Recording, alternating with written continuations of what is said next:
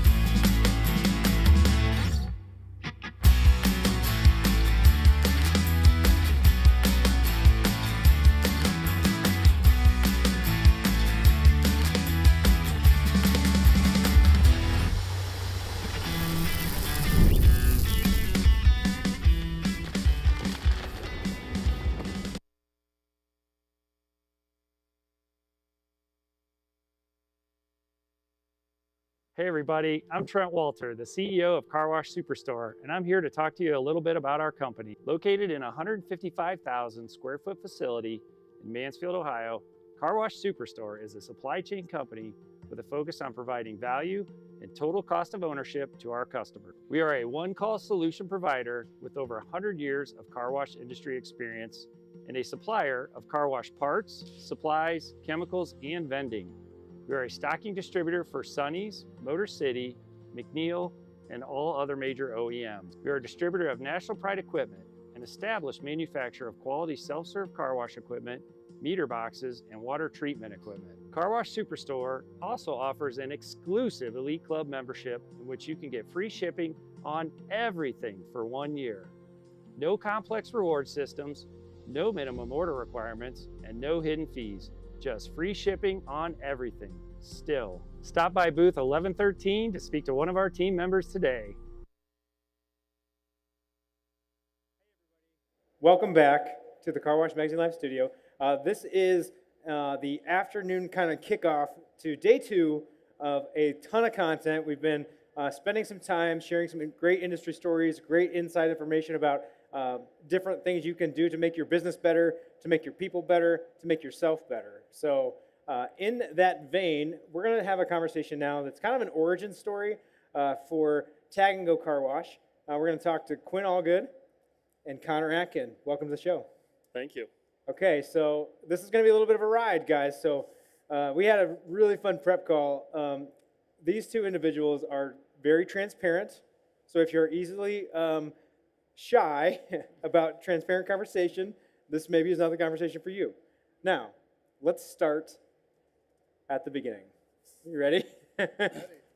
Okay, all right. Talk to me a little bit about kind of how you all got started in this industry and where did kind of Tag and Go come from? I don't think his mic's on, is it?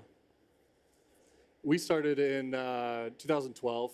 We were actually both working at a bank, and we decided, you know what, we want to be entrepreneurs like our late fathers, and we want to go and find like a little side investment or some sort of gig, and ultimately found this really, really trashy self-serve car wash. And you know, we thought, just like everybody else, oh, car wash is that simple to easy run. You know, we'll just fix it up and it'll just run itself. Yeah. Isn't that what it does? Yeah, that's Easy what it money, does, right? Yeah.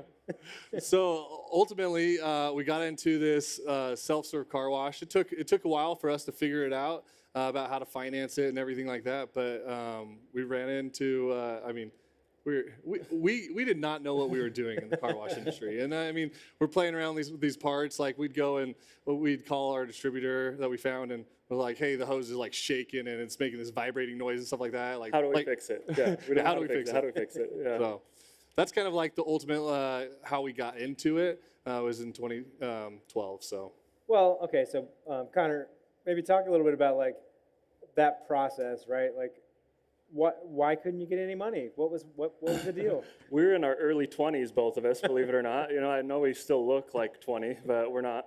But yeah, we had no money, and you need money to buy a business. So we went to multiple banks. We asked multiple people if they'd finance us, and of course they said no because we don't have a balance sheet. So that's really where we kind of started our first step into we just can't take no for an answer.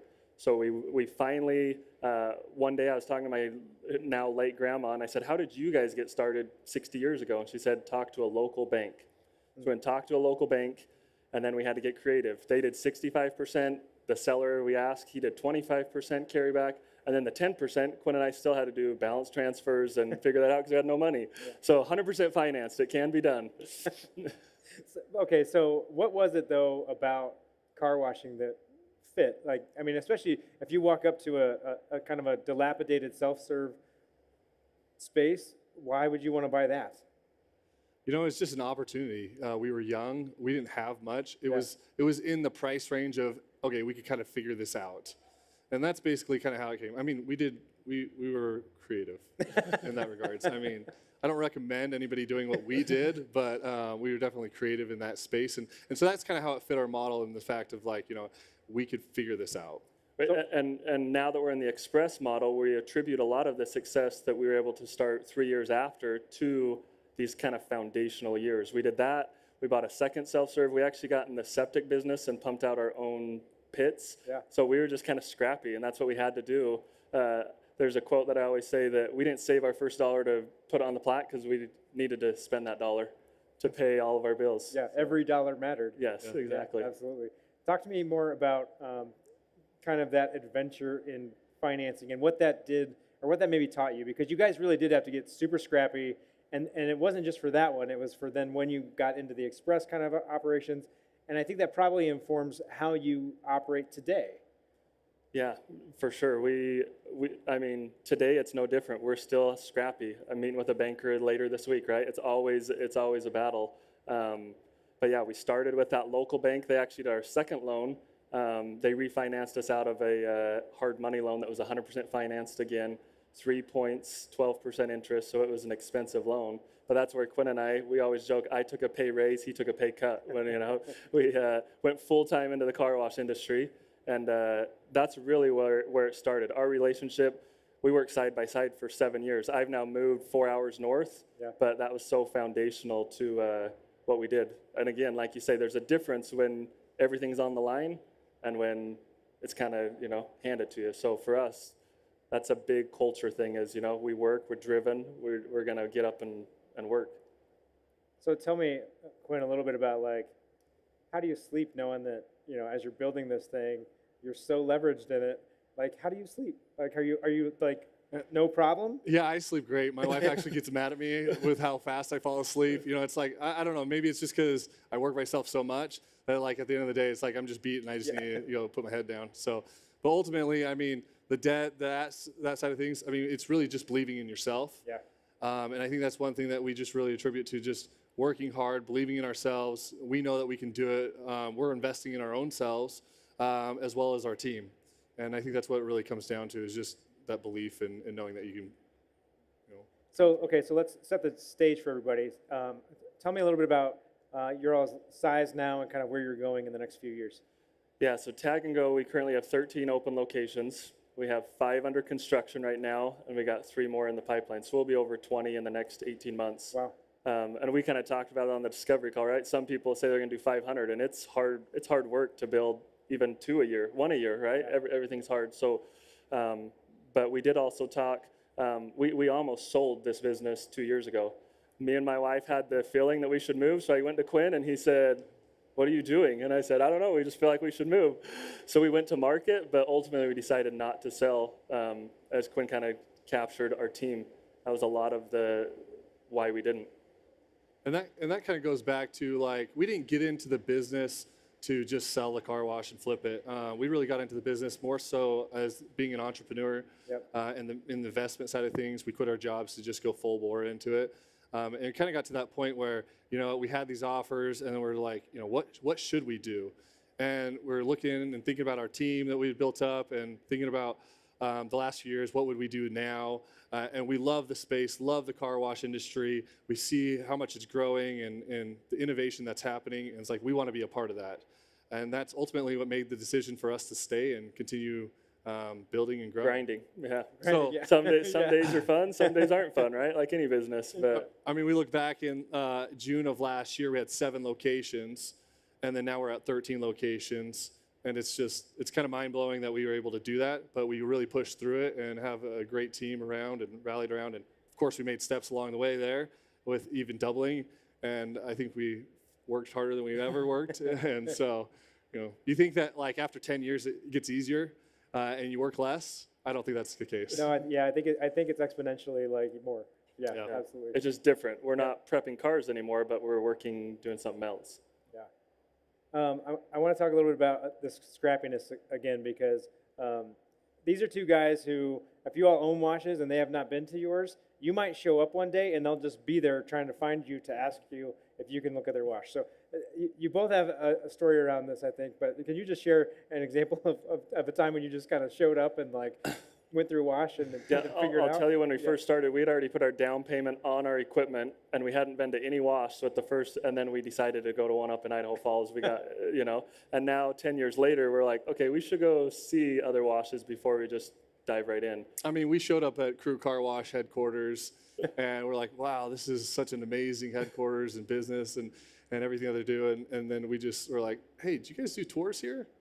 And then we waited in the front office for probably about 45 minutes. They're like trying to figure it out. Do we do tours? Do we not? And we're like, Billy- it's okay if you don't. We just love your building. Yeah, we were just admiring it. And then Billy comes out, shakes our hand. He's like, you really should give us a call if you're going to come out and visit us. And we're like, oh, we'll take note of that next time. So So have you learned? Yes, we just went to Arkansas and called the Splash Guys before. yeah, So, we did. yeah. So I mean, every now and again, we might just show up to washes just to kind of go through. But Yeah, some of the bigger ones that we might want to see behind the scenes, we'll ask. So that's real progress, guys. I'm really proud of you. Yeah.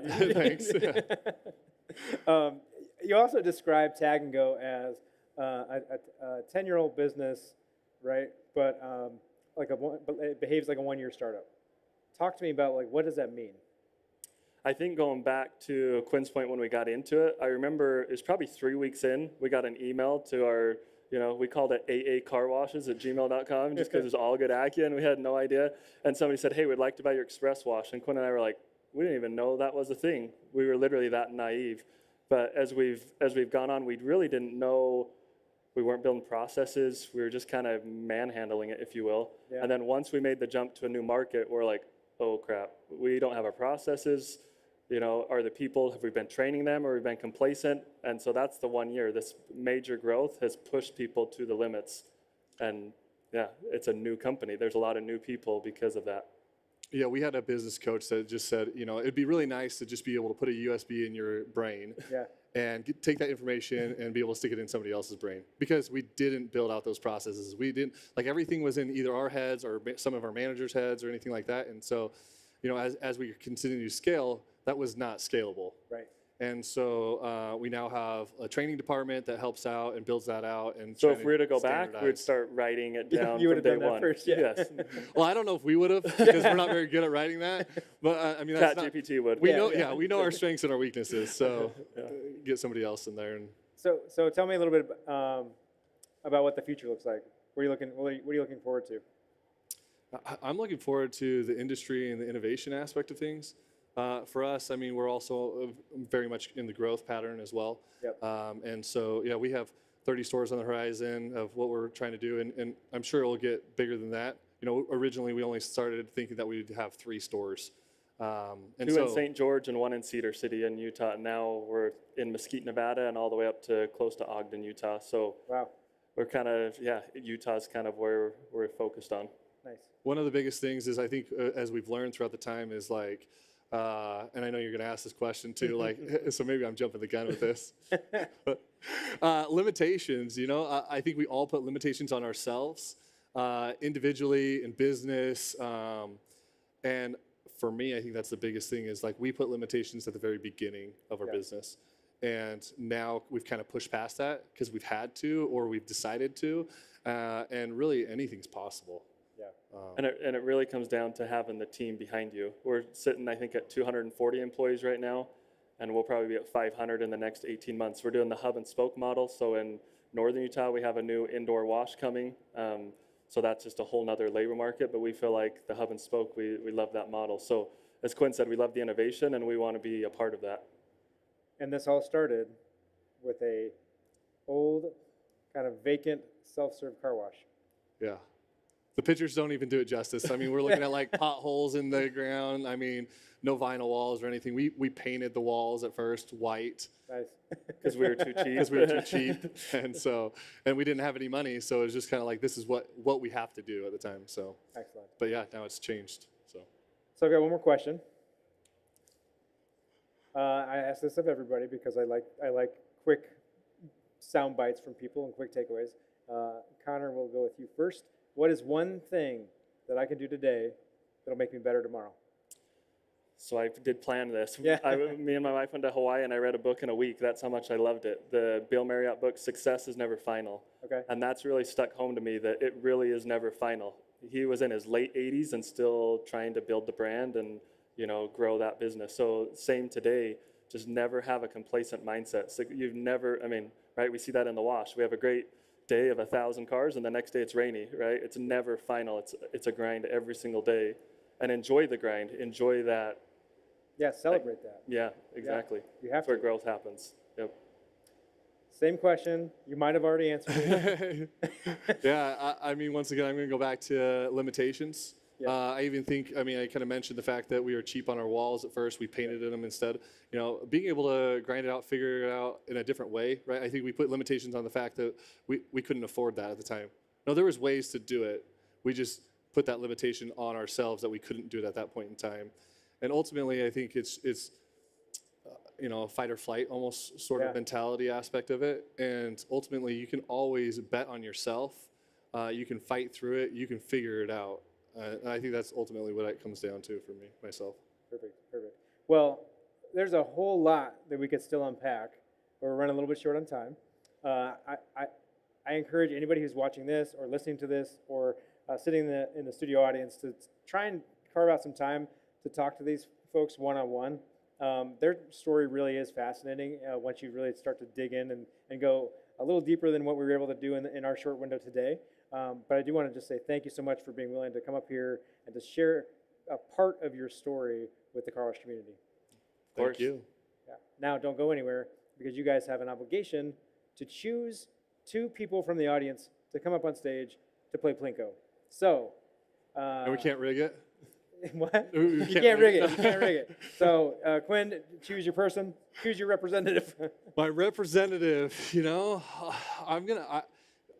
I actually do like the people that sit up close. There you go. They're engaged and involved, so I'm going to go right here. Right in front. Okay, there's one. And I was a backroom sitter in school, so who's the most back? Yeah, very back.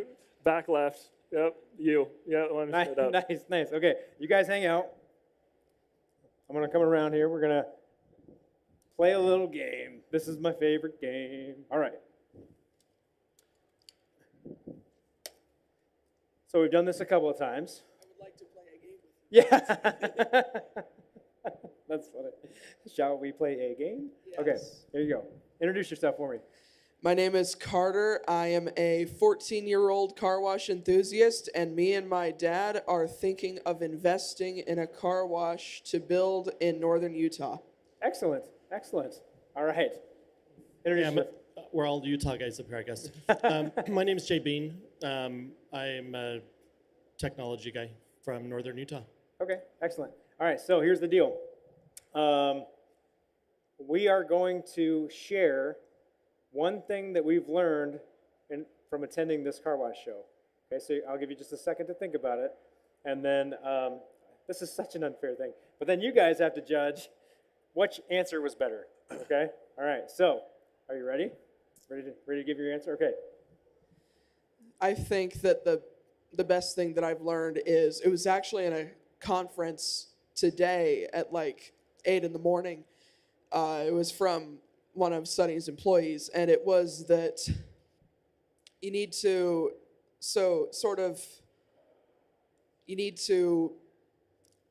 if the market is saturated with self-serves, build an in-bay. Yep. If it's saturated with in-bays, build an express. If it's saturated with express washes, build a flex serve. And if it's saturated with an express serve, build a full serve. That's, I feel like, the best thing that I've learned. Excellent. Okay, good answer, good answer. Okay, your turn. Car washes are so hardware intensive, yet the software piece of this industry really brings the business and the consumer together in a very interesting way. And so really what's helping grow the industry is as much kind of technology-based and customer service-based as it is the actual facilities that are being built. Excellent, excellent. Okay, two pretty good answers. One about technology and one about differentiation. He's the oldest. He gets to pick. You know, I think about it, one key word that stuck out to me was like the customer service aspect of things. Yep. So just right here on the right-hand side, that'd be my pick for the customer. We're very I'll go with customer it. focused, so. Yep. Agreed. Okay, here's the good news. You both get to play anyway. The difference is that you get 2 tries and you get 1 try. All right. So all that really means, friends, is that he gets a choice between which prize he gets when he gets down to the end of it.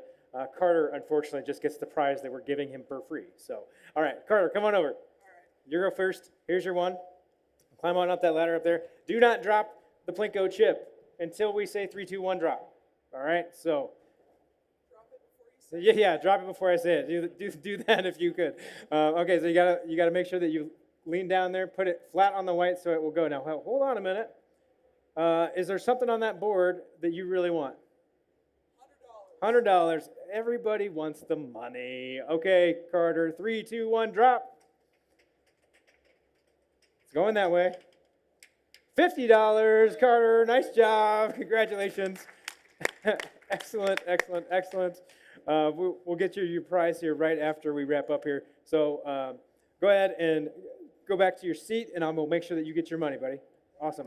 All right, $50 for Carter. 2 chances for you. All right.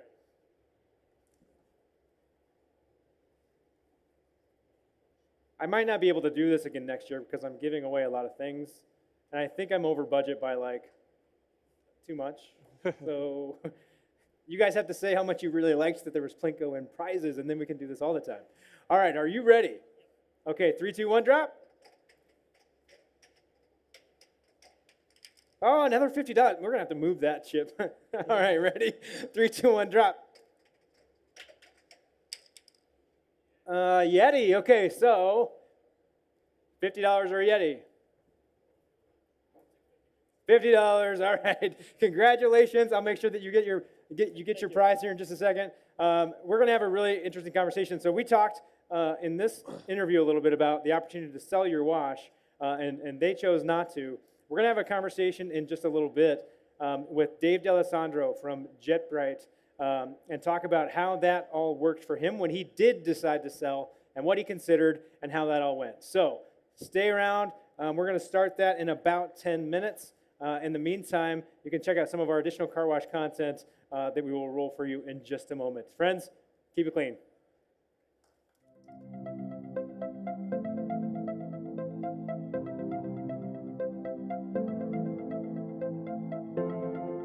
Okay, so Mike, here we are. We're standing outside your wash in Burbank, Illinois. Busy location, lots of traffic going on. I'm super excited because guess what? This is a real tour. It's a real thing. We're like in person. I can see you.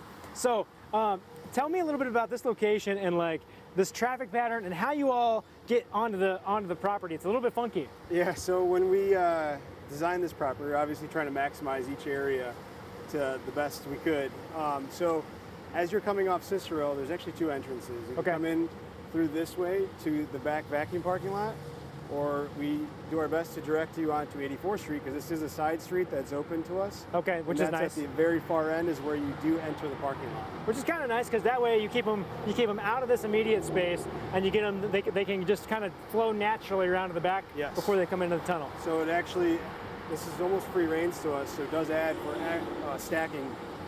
That's nice. The busy season. Yeah, that way nobody's coming out onto the main street. You don't have any of those problems, which is huge. Yep, exactly. Okay, so stacking. Let's go talk about stacking. Yes, let's go. Let's go. Okay, Mike, so here we are. We just came around the facility. We're now standing in your XPT lanes. Yep. I see 3 XPT lanes. I see room for one car, like not very far away, and there's 2 tunnels. Correct. So that math doesn't add up. Well, like how what's does that going on? work? Yeah, how's that work? I'm like, So- I'm not, my mind's blown. I don't understand. We utilize a software that actually is able to monitor each vehicle. So when that customer pays and that tenders the sale, that camera up there Okay. boxes out that vehicle and will monitor that vehicle as they go from 1 lane and then split to 2 lanes. So Nice. almost like a shell game. Yep. It's based on touch points and how that reacts through the software. So it'll follow that vehicle and rearrange the queuing based on that shell, call it. And when they hit a certain split point, when they choose their tunnel of choice, Yeah. it'll auto queue that tunnel, and the loader will know. They'll have a photo of that car coming in, So they can match that and up. they can match it up. And in the event the queue happens to be off, they can quick rearrange it, and off the customer goes. So it makes it very easy, allows them to pick their tunnel, and Okay. All really right. enjoy the experience. Which is the only way. I mean, with the distance that you have, you've got a lot of distance this way to be able to kind of queue up. Yes. But as you get in here and get stacked, that transition into the wash is really, really hard. And the only way you can do that is with technology to make it more efficient, right? Yeah, so this property, when we had to take off 20 feet front of the building because this my, was a okay. banquet hall. So Okay. we took off 20 feet, and then we had to make the turn to make the turning radiuses for trucks and vehicles. Gotcha. Gotcha. So, how this came together was a fun project. But yeah, I mean, when that customer pays, they can funnel down to 1 lane, and then when they get to that split point, they can say, hey, I'd like tunnel 1 or I'd like tunnel 2. I'm going to go there, and then the camera will auto queue each tunnel based on which one they choose. That's so nice. It keeps you don't. That way, you also don't have employees running all over the lot right here, right? Yes, Yeah. exactly. Yeah. No, thank you. Yeah, so Yeah. like I said, if you like this one better than the other one, you yeah. can do that. Go one. wherever you want. Yeah, you can go wherever we you got want. you. Yeah. Awesome. All right, let's go around the front. Let's check out these dual belts, and I'm gonna pick which one's my favorite. You got it. All right, let's do it. Let's go. All right, Mike. So here we are. We're at the front of the wash. We've got a double tunnel, but it's a double belt tunnel. Double belt tunnel. Why? Well, why not? All right. You got me. You got me there. Yeah. But you made the choice for some reason. We did make the choice. So why? Well, we're selling a customer experience, so a few reasons. It allows to process vehicles a lot quicker, and then it also allows for that customer to enjoy pulling on with that room from a traditional conveyor. Yeah, and if they've for you all, it helps, right? If they've got a wider back wheel, they've got a double wheel wells, they can get on there, and not a lot of problems for you guys. Yeah, there's a lot of room for them to be able to maneuver through and get on the belt correctly. So the customer seems to enjoy that a lot more, and that's what we're going to make sure they enjoy. Nice, nice. Well, let's take it from here, and let's go see what actually happens inside the dual belt tunnel. Let's go. All right. So, walk me through what happens inside the tunnel. Yeah, so as the customer pulls onto the belt, they always start with the pre-soak and the lava bath. And then when they get through the first set of wraps, they'll go into the tri-foam and then into the high pressure arch, which will clean the rims, the underbody, and the top half of the vehicle. And then once they're done with the actual high pressure rinse, they'll go into the Carnauba wax, and then through a emitter rinse and through the sealer waxes. And then from there, you go into the drying chamber. The drying chamber. Yeah, so after they get through the final rinse and the spot-free rinse, they'll go into the drying chamber, which will, we've got 2 950,000 BTU heaters in each drying chamber that assists with the drying process, and then through the tire shine, and off they go. All right, so we're out of the tunnel. 2 90-foot tunnels each here, 75-foot on the actual belt system. What's the experience like once you get out of the tunnel for customers? What do you do next? So customer has the option to pull up to one of the 24 vacuum stalls, vacuum out their car for free. And then if they choose to, we have mat beaters and we have a vending as well. So anything to continue helping them through that wash process and enjoy being here. Yeah, it's all about extending that wash you experience. It's all about extending the wash you experience. There it is, there it is. All right, so the only thing I have not seen, and then everyone else will want to see, is the equipment room. Where's the back room? Let's go. I feel very special because this is a Wash U employees only entrance. Yep. Goes right into the back room. However, I cheated and I went in already and I looked, and it seems like you're missing a few things. Like, what's up with the stairs? Well, let's go see. All right, show me. Let's go. Everything you can imagine.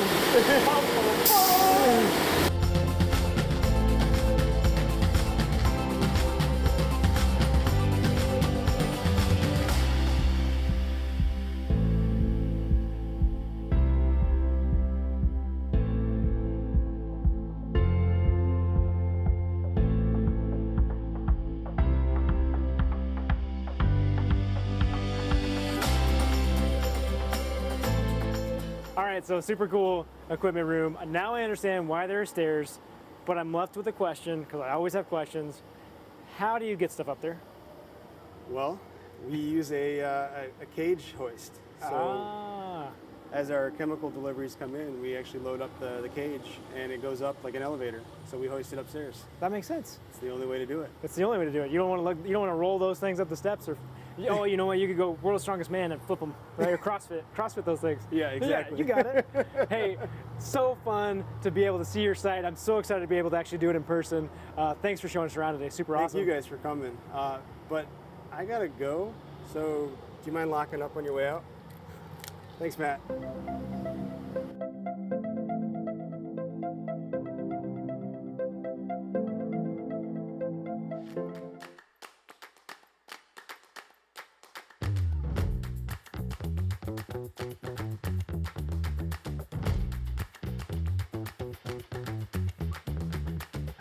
For us as a management team, it's really about the people, and we really wanted to okay, what's a good session that would bring value to our team back at home, and that really achieved that for us. Leading with love, that was one of the big takeaways. Where we walked out of there, our whole management team was talking to each other. They were like, that makes a lot of sense.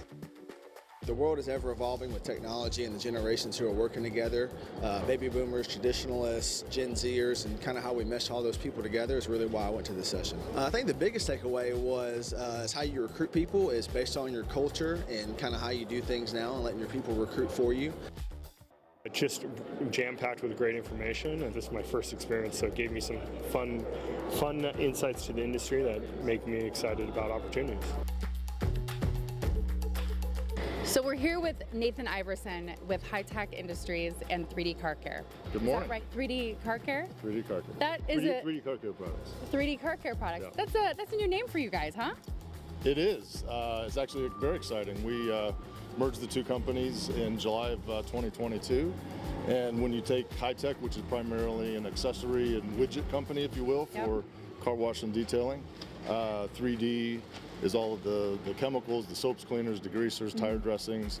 3D also has what we are confident is the best polishing compounds and waxes in the world. We demonstrate this every day in the shops, and we'll be doing so here at the show today. We should definitely make sure we stop by your booth later today. Thanks so much for spending some time with us. Please do.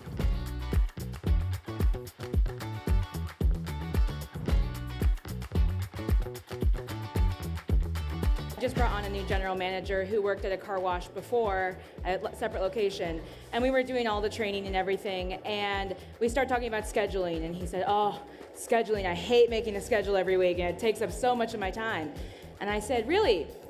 Making the schedule is my favorite part of the week, because when I get to make a schedule, I get to touch base with every single one of my team members, and I get to learn what's happening in their lives, right? That communication, the bonding, the building the culture, right? So it's, I can't make it to work on Tuesday. I have an appointment for my baby. Oh, how's your baby, right? And so that's something so small that I don't think managers think about, but can be a huge part of communication. What did happen during COVID and during lockdown is that a huge portion of the workforce were told that they did not matter, either by their bosses, by the government. They're like, you don't matter, go home, we don't need you.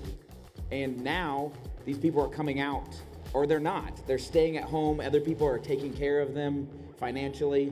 And so now we have these employees that are coming to us, and whether it's their first job since COVID or their first job ever, now we have to, in a very short amount of time, show them and prove to them that we think they matter.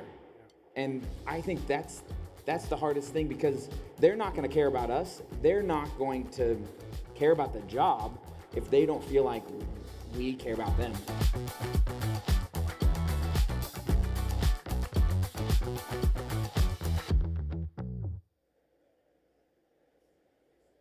Hey everybody, welcome back. You are tuning in right now to the Car Wash Magazine Live studio. We're coming to you live in Las Vegas from the Car Wash Show 2023.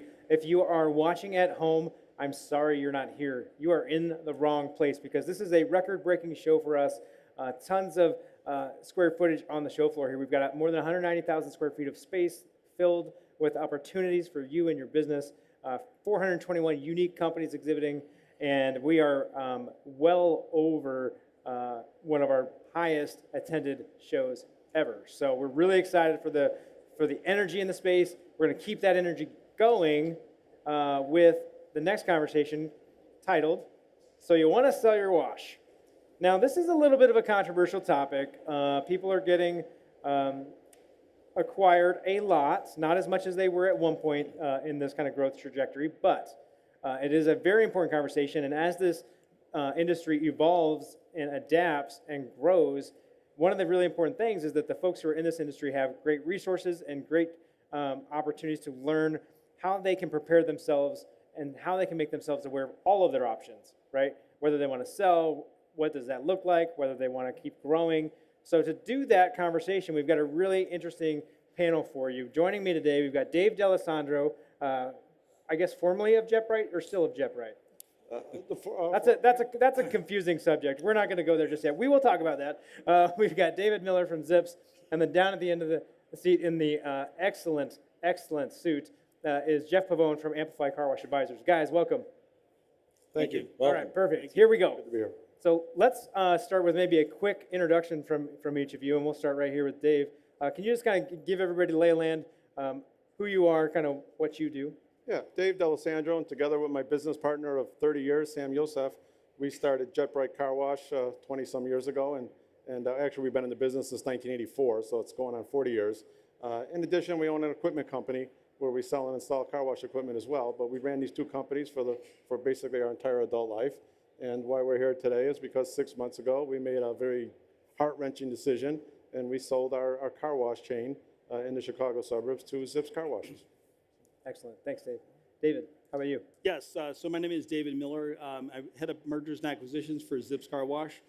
Previously was a tunnel owner and operator as well, so sold my car wash last summer, so I can share a little bit of that perspective. And then before that, worked for National Car Wash Solutions. So happy to be here. Excellent. Jeff. I'm the partner of Amplify Car Wash Advisors along with Bill Martin. We help car wash operators maximize their value, and then eventually we help them sell or exit their business through an M&A process. Excellent, excellent. Okay, so now we're going to unpack where we started, Dave, and that's with kind of this decision to sell. You know, JetBrite was really like a fantastic operation. It's something that you spent a lot of time building, and it was for your family, right? This was something you did, and I had the opportunity to visit your washes a few times, and I appreciate so much the quality of that wash and the quality of what you built. And so I have a really sincere appreciation for you sitting here next to me today, and I just want to know if you are willing to kind of share a little bit about that path and that journey and why you got where you are. Are you saying why we got why did you car washes, or why did we sold? Why did you sell? Why we sold? Yeah. Oh, well, the standard 10-word answer is that we felt the professionalism of the buyers would give our car washes the best opportunity going forward to protect our brand and our employees and offer a great partnership opportunity. That's the standard 10-word answer. Right. And honest to God, if I see that press release one more time with that same answer in it, I'm going to roll my eyes and throw up. Okay? It's just not the answer that is true or that anybody really wants to hear. The truth is, when you spend your lifetime building a business, and I'm talking about 4 decades, okay, the decision to sell is not a 10-word answer. It's a long, grueling process to get to that decision. It's gut-wrenching, okay, and it doesn't happen overnight, okay? In our case, it starts with this guy, okay, coming to Chicago every 6 months, dragging us to dinner at Gibson Steakhouse, saying, you should sell now, you're a premium car wash chain, we could get you an unbelievable valuation, and okay, so we won't beat around the bush about the 800-pound gorilla, an unbelievable valuation, okay? That's what he was pitching. And after about the 6th time he's come to town and we go to dinner, my partner Sam says, why are we going to dinner with him again? What, he's just going to give us the same thing and pressure us to sell. I says, because he picks up the tab, and I always like sticking him with the tab. And Gibson Steakhouse, that's no, you know, that's no cheap tab. You know, but the 6th time, he threw us a curveball. Instead, he says to us, I know you're not going to sell, but if you ever did, what would that deal have to look like? Ooh, okay? So we went home that night, and the next day, Sam and I, we kicked that around, okay? And what we came back with, it was a fair question and it deserved an answer. What we came back with is we felt that we were really a premium chain of car washes. Whether or not we were or not is other people's decision to ask, but we felt we had something very special. And we felt our valuation had to reflect that, okay? So we said point blank, if Jeff, if you can come back with people that are willing to start talking at this level, okay, we would continue the conversation. We didn't promise anything more than that, but we would continue the conversation. And like the guy he is, he comes back in 2 weeks, okay, with 5 offers, ready to talk at that level. Okay, so you got to give him credit for that, okay, and that shows you some of the demand that was out there. But you all remember this was a year ago, exactly a year ago, when valuations were at their highest. Okay, so one of the decisions we had to ask ourselves was that with valuations this high, this opportunity is not going to last forever. We may not want to sell, and nobody else here may want to sell. But if you're going to sell, this is the time. So it's either sell now or keep them forever. You got to remember, our dream was never to build a great company and sell it for a lot of money. Our dream was to build a great company and make it greater. And then we die and our kids take it over and they make it greater. And on and on and on and on. That's the dream that nobody really likes to admit, but that's everybody's dream, okay? So it was never a consideration to sell. But sure enough, when it came down to it, now that Jeff came back with these offers, we had to get serious. And we had to sit in a room and grind this out with my 2 sons who ran the day-to-day operation, my partner Sam, his son who's involved in the business, and his brother that was with us from the start. We had to grind this out. And there was 4 factors that came to fruition at the end that pushed us to this decision. And I'll brief, I'm sorry not to make too much time here, but I'll give you those 4 factors. First was that wake up every day, go to work at a successful company with your best friend and your 2 sons. Who wants to give that up? Yeah. So that was the first barrier that came up to play. And it was my younger son that says, Dad, we still have the equipment company. We'll still be together every day. We'll still work together every day. What else matters? So that was like a boom. That was like a tornado hitting the room, knocked me over in my chair. It's like, okay, let's go on to the next thing, okay? It wasn't a factor, but the employee is the another 800-pound gorilla that you cannot move forward with this decision without settling that issue, okay? You can't, these are people that, like family members, have been with you since the beginning, have dedicated themselves and their careers, put them in your hands, and helped you build the success that you have, okay? So it's a given that we were going to get this price. It's a given that anybody that bought us was going to be in a position to offer our employees a great career path. Every one of these consolidators out there is growing, okay? They need talented management. They were all going to have a secure job. That wasn't enough, okay? What came down to is there had to be enough money in the deal so that we can give these key people life-changing bonuses. Like go buy yourself a new house bonus, okay? That was the only way we were going to be able to live with ourselves in this deal. Fortunately, the deal had that in it, and we were able to do that, and we were able, now, it doesn't relieve all of the guilt you feel when you sell your car washes and have to move on without your employees, but it does cushion it, and it certainly lets you go away saying we did the best we could, and we do feel that we did. But moving on from there, the other 3 factors that became the big thing is one of them is now, like I said, you're going to make 2 decisions. Either sell now while the time is right or keep them forever. When we look out the distance, and this is the crystal ball, this is what you have to do to sell your car wash. You have to pull out your crystal ball, you have to predict the future, and based on that prediction, make the most difficult decision of your life. Easy. Okay, right, easy. Yeah, no problem. So we all got that crystal ball, right? So when looking out at the future, the problem that, number one, that doesn't reflect the car wash industry is the state of Illinois where we were based. Okay, the future in the state of Illinois is crumbling fast. Things do not look good. It's a war against business owners. Every business owner in the state is being bullied, shamed, intimidated, okay, and taxed into oblivion, okay? Next to that, crime has gone crazy, all right, as a result, and the only legislation protects the criminals, not the businesses, the people, and the residents. So the future of Illinois does not look rosy. When we look out 10 and 20 years, I'm not going to say it's going to change in 6 months.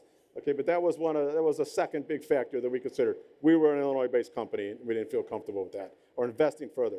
The third factor, and this is the biggest one, and this is the one we should all really consider quietly.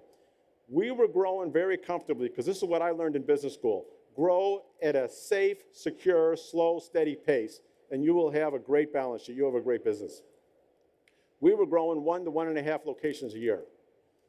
We loved it.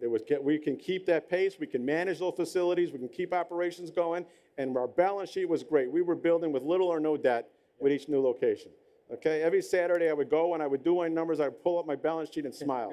I would bring that balance sheet to my bankers and they wouldn't believe me. They would call me a liar. Nobody has a balance sheet this good. That's what slow, steady growth gives you. Okay, and that's great. We were still the #1 player in the market. But guess what? All of our new competition, and we are not going to sell. And I said to my sons, we're not going to sell because of fear of competition. We don't make decisions out of fear. In fact, one of our favorite things to do was to beat up on our competition. That, you know, we were the bad guys. But but looking forward, they were going to build 5 locations a year in our market. And that's not just one competitor, but 2, 3, 4, 5. So if we want to keep pace, we got to abandon building 1 a year with little or no debt and start building 5 a year. With an inflated cost, as the cost of building these car washes has gone up substantially, okay? At the time, we didn't know interest rates were going to go up, but now you add that factor in as well. But more importantly, now we're going to have to take on a lot of debt. So now our beautiful, pristine balance sheet is going to go, you know, in the tank. So that was factor number 3, and that was, to me, that was a big game changer as well. Lastly, we've been doing this for 40 years, and I'm so proud to be a car wash guy. You know what I mean? By every sense of the word, me and my partner Sam's were car wash guys, okay? Hands-on, in the trenches, washing cars for 4 decades, okay? And I love it, and I wouldn't change a thing, but I don't know if I want to be just a car wash guy for whatever life I have left. The liquidity event that takes place when you sell these car washes, and they lay this, by the way, it doesn't make you more wealthy. As my good friend Steve Gaudreau once said, I was already wealthy, okay? It just changes from being invested in business and real estate to being liquid with cash.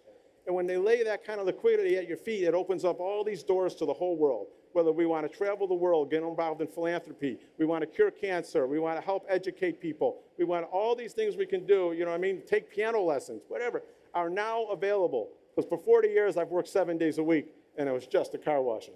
And I loved it, but now I think I want the little part of my life to be something beyond car washing. And that was the final factor. Sam and I both agreed, and we made the deal. And Cool. Zips was fantastic. Yeah, that's a great story. I love that story. My most important question is, are you taking piano lessons? No. Yeah, but I wanna like see having that. the option to Yeah, do it. you're right. Okay? You just It's wanna not be wanting to do it, it's knowing you can. Yeah, Okay? yeah. I haven't even traveled. You'll get there. You'll get there. So. Okay, gosh, I love that, everything about that. But I want to ask Jeff, why did you keep coming, right? Why did you keep coming to Chicago and taking him out to dinner and kind of being persistent? So I've been knowing Dave for a long time. So for us, our whole business model is about relationships. So, you know, we never want to be that guy that's like knocking on his door when really they're not really a seller or interested.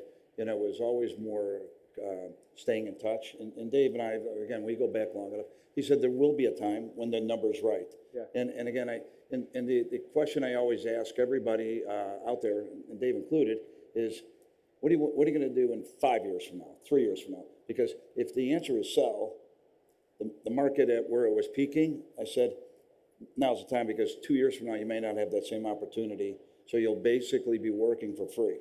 So if you are going to be doing something, we knew the market was what is at its peak. And then the other questions that were being asked is, so, you know, and we listened and said, Dave, you know, what's important to you, right? And so we really, you know, and his equipment company was ramping up, his development side was ramping up, so we knew he had a path to doing it. So it was really just really listening and, you know, staying in touch with the relationships, but never ever do we ever, like, I don't want to, like, if somebody really wants to keep a business for their family and their generations, that's kind of, you know, for me, I love it. But I knew Dave at some point wanted to sell, and I felt that, you know, where the market was, we're going to be able to meet his goals, and it all worked out. Love it. David, let's hear a little bit about kind of the Zips perspective, right? Like, what was it that made JetBrae valuable for you? And when you looked at that opportunity, what was it that you were looking for and really excited about? Well, thank you. And I think that for us, you know, Zips wasn't your first choice. You know, I think that we came in as a late entrant. So for us, you know, we saw in both, you know, Dave and Sam, you know, the passion they have for car washing, which is very important. It's a human capital. You know, their team members, the way they run their organization is very pristine. It's like a well-run oiled machine. And so for us, and quite honestly, they had a very defensible market share in the Chicago metro market.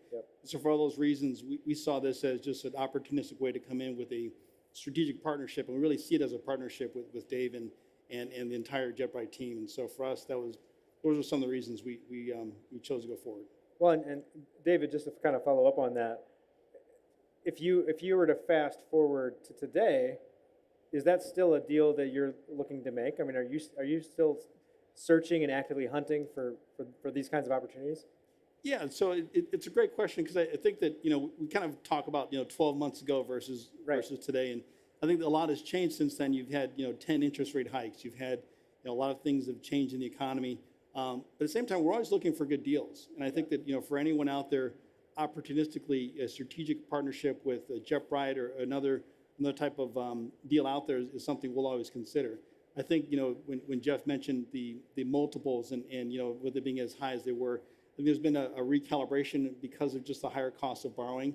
And so for us, we're sort of to find something that we want to pay a fair and equitable price for what that deal would be. But at the same time, we're always open to new acquisitions that meet our strategic criteria and our footprint for Zips, but also for others that are out there in the industry.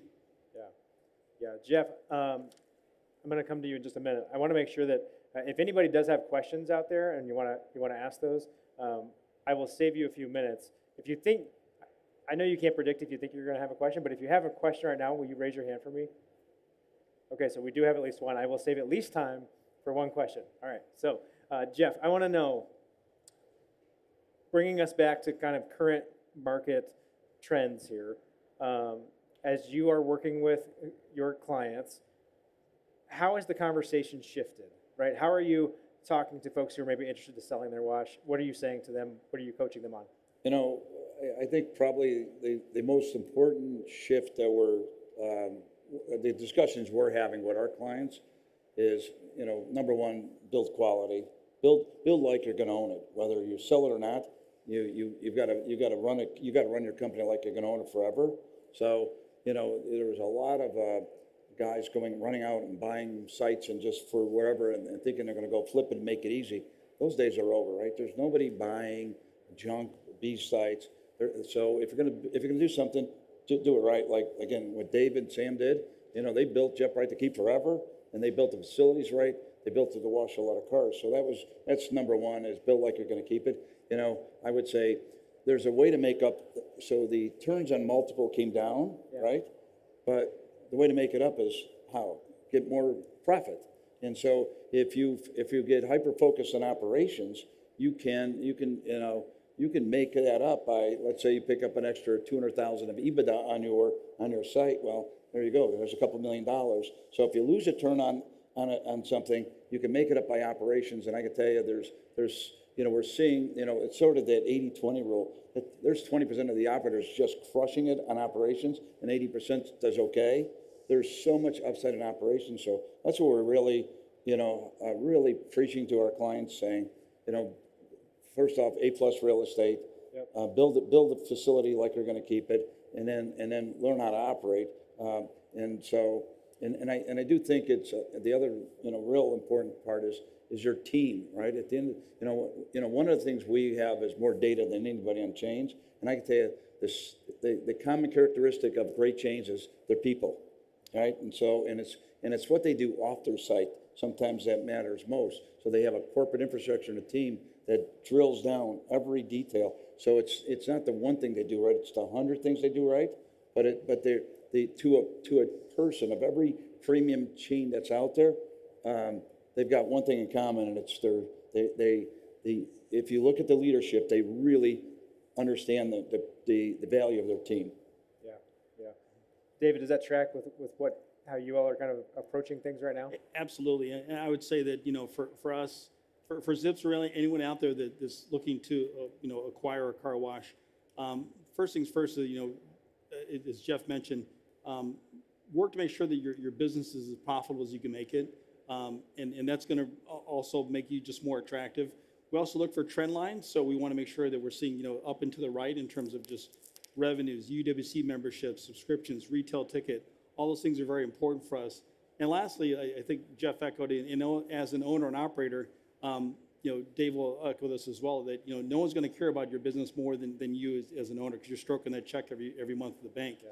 And so the human capital, making sure that the little things like Jeff mentioned, all those things going into factoring into, the overall valuation in the sale of that business. So I would say if you're considering selling a car wash and you're selling your business, you mentioned guilt, and it's kind of interesting because I felt that as well in terms of, you almost feel like, your employees, like you're leaving them, but if you can give them a path, and so for us at Zips, we want the human capital, we want that aspect, because that is the secret sauce that helps that car wash be competitive in that marketplace.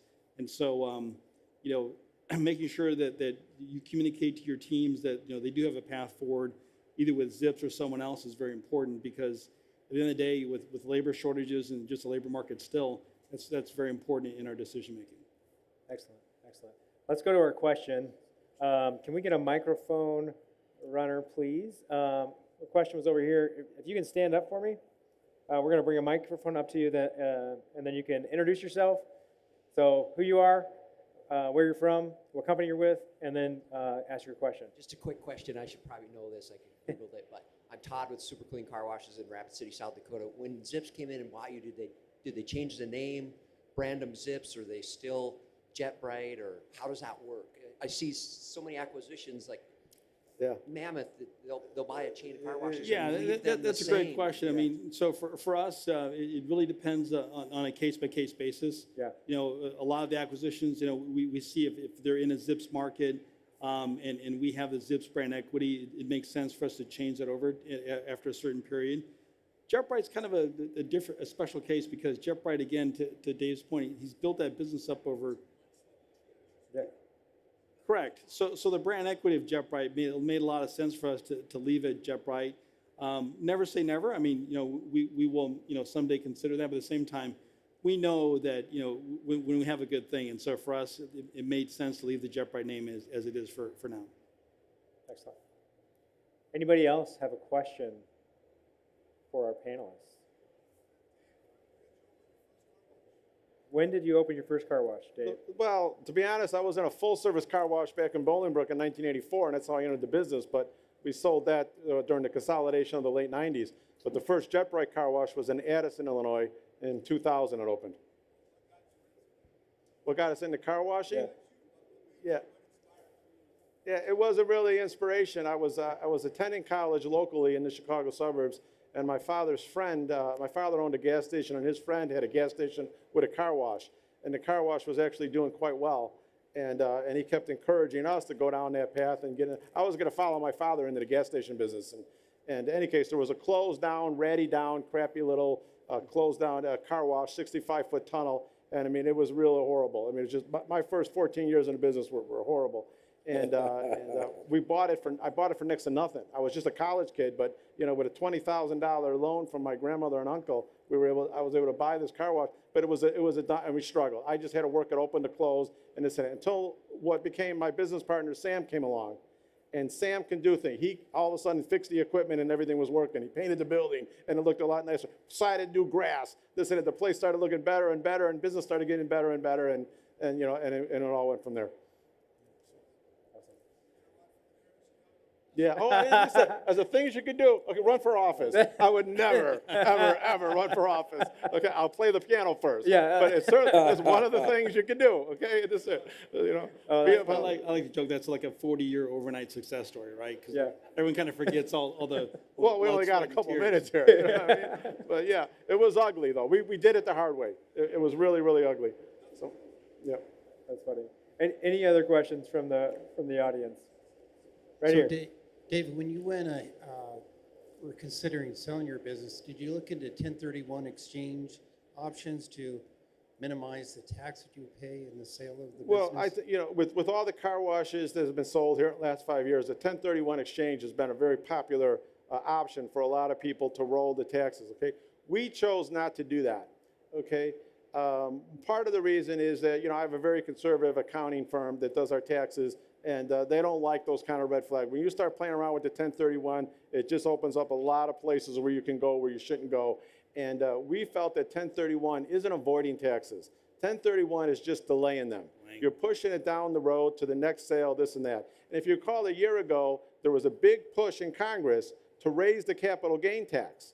Okay, so I was also a little afraid that, right now we could pay 20%, but next year it could be 35. Okay, if we push that tax down the road. So there's a risk to the 1031 exchange. It just wasn't an area that we wanted to play in, but it's certainly a solid option that a lot of people have used to defer, not delay, but defer that tax. Excellent, excellent. Anybody else? What, right over here. Yes, I have two car washes that I'm working on. One is a plot of land that I own already outright. My intentions was to put some residential new apartments on it, but politics came into play and it's not happening yet.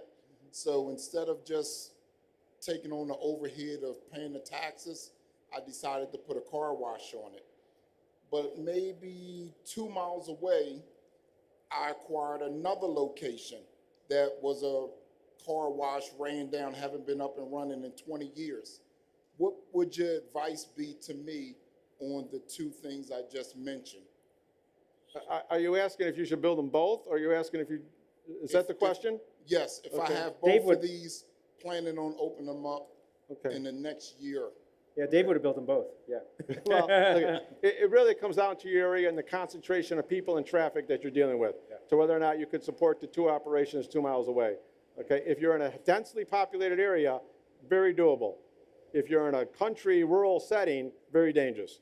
So, Right, it depends on a lot of other factors. If you're in LA, I mean, 2 miles is, you can have 500,000 people, right? Where? Outside of Philadelphia. Outside of, I mean, so there's not a whole lot of car washes in that region. I mean, so, and it depends, traffic patterns matter.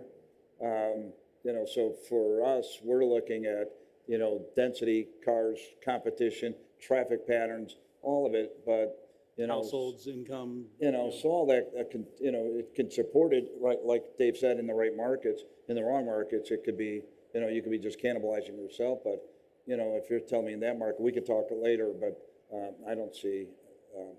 And there are also equipment manufacturers and others out there here in the industry that you can talk to that'll help you with modeling some of that, taking all the metrics they just talked about and putting together a hypothetical P&L, which could very quickly tell you, and they'll score that, and they'll tell you, does that make sense in terms of those two plots of land you just mentioned? Yep, perfect, perfect. Okay, you guys can't ask any more questions because I have one more I want to ask. So here we go. This is because I am so inspired by your story, Dave. I want some advice from you and from you guys as well. I want to know what's one thing that we can do today to be better tomorrow. Oof. We can make Jeff start. Yeah. No, the one thing we could do today is be better tomorrow. We'd really come down to just training your people. Yeah. Okay. Operationally in this business, everybody's acquiring, everybody's growing and building. Okay. But you got to stop and take a look. You're not going to be able to be successful. Look, the last 15 years, okay, it's been a land grab. Yeah. To be successful in car wash, run out there, get to that property first, build your car wash. You're the first one there. The Express model works. Easily copied. It works. They made money. The next 15 years are about competition. Yeah. Now you're going to grab that same piece of land, and there's 4 other people you got to compete with. Okay? It's going to come down to the better operator, so you better train and invest your people, because that's what it's going to take. You're going to have to compete. I love it. I love it. David? I would also echo that, but in maybe a slightly different way, is that better customer service. At the end of the day, customer service can mean standing out the kiosk and talking to customers, even standing in the express lane when limited customers come through and greeting them and saying hi, making sure that you process, either someone that wants to cancel or maybe terminate their plan, and do that with a smile. At the same time, doing those little things over and over again are going to make your car wash successful versus the competition, because that's the hardest thing to replicate. So I would say just make sure better customer service overall is going to win you more customers at the end of the day. Jeff? So, I mean, in the same theme, I mean, I'm a big culture guy. And I think, I don't care what company you have. You can have a car wash, you can have an advisory firm, you can have, anything you want. Culture starts at the top down. And I really do think, if I were tell anybody, one thing is, it starts with great leadership, but they've got to invest in that team. But culture starts at the top and works its way down. So it's how you lead your team. Excellent. Excellent advice. Well, I mean, the reality is that there is still great opportunity in this industry for people. This is just one really phenomenal success story and a really inspirational story for folks. There are lots of these in this industry. Industry is full of amazing people. So make sure that you get out there and talk to people and make those relationships and build those with one another, because that's how someday you're going to be Dave. That's the deal. That's how that goes. I'm grateful for you all spending the time with us and sharing your talent and sharing your story. Stay seated because we're going to play a quick round of Plinko. You know it. Yeah, you know what's coming. Let's see. I would like Jeff Pavone. Can you please select one person from the audience to play Plinko? Who would like to play? Okay, come on up. Okay, hang out right there. Hang out right over by the Plinko board for me for just a second. And then David Miller, you also can choose one individual from the audience. One individual. I'm going to look. I'm going to choose her on the very end. Yep. Right there. Okay, perfect. So we have two. And then there was one. Dave D'Alessandro. Please choose one individual from the audience to play Plinko. Who wants to play? Oh, right there, the guy in the hat in the back. He was very enthusiastic. Okay, you guys hang tight. All right. You guys ready for this or what? Do we have any lights for our Plinko? We do have lights for our Plinko. Excellent. Okay, cool. So I got to get these pucks pulled out of here. We've been giving them away too much stuff. For everybody in the room, at 4:30, we're going to swap all of these out, and you're going to get entered into an opportunity to be able to play for grand prize Plinko, and we'll give some stuff away from that. On your badge, there's a ticket that you need to drop in the DRB booth, and then we'll pick a winner from that. Must be present to win. Yesterday, unfortunately, the 3 people we drew were not here, so instead about 5 or 6 people got to do it from the audience. So show up. Your chances are probably pretty good that you're going to get up here. So first things first, introduce yourself for us. Tracy Delgado, Chief of Staff for Quick Crack Car Wash. Excellent, excellent. And we have? Darcy Campbell. We're car wash owners in Lethbridge, Alberta, Canada. We own Jet's Car Wash, so kind of close to JetBright. Excellent, excellent. Okay, and right down here. I'm Jason Ricks, COO of Rocket Car Wash. Okay, excellent. All right, who would like to go first? There you go. Okay, here's your puck. Okay, now come on up here. We've got a nice, very stable, very OSHA-approved ladder for you to climb up. Do not drop the puck until we give you a countdown. All right. So there's a little bit of a trick to it, so you don't just hockey puck the thing over the top. So you're gonna reach down and set it flat against the white part, just below that ridge. Yep, right there. Okay. Now we're gonna practice for later for grand prize Plinko. So you guys got to count down with me. I'm gonna say 3, 2, 1, drop, and we're gonna do it. So don't drop it yet. We're gonna do a test run. Are you guys ready? 3, 2, 1, drop. Okay. All right, we got it. Okay, you ready? Okay. 3, 2, 1, drop. Oh, that was a heck of, you get, oh, so that just says Dunkin' Donuts. You won a Dunkin' Donuts franchise. No, that is not true. That is not true. You won a $25 gift card to Dunkin' Donuts, so that can come in handy for your coffee tomorrow. Congratulations. All right. We'll get you hooked up with your prize here in just a moment, so don't take off afterward. Just make sure we get you your prize. Excellent. Okay, next up. Are you ready? I'm ready. You're ready? I'm excited. All right, perfect. Let me see if there's something else I want to put on this board.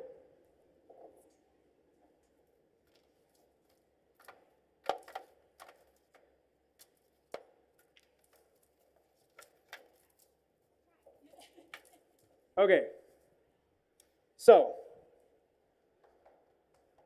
I don't like this prize. So, instead, we're going to go $100 right there. We're going to move the donuts for a picnic set. And the donuts here. Okay. That's my game. I can do what I want. All right. Are you all ready to count her down?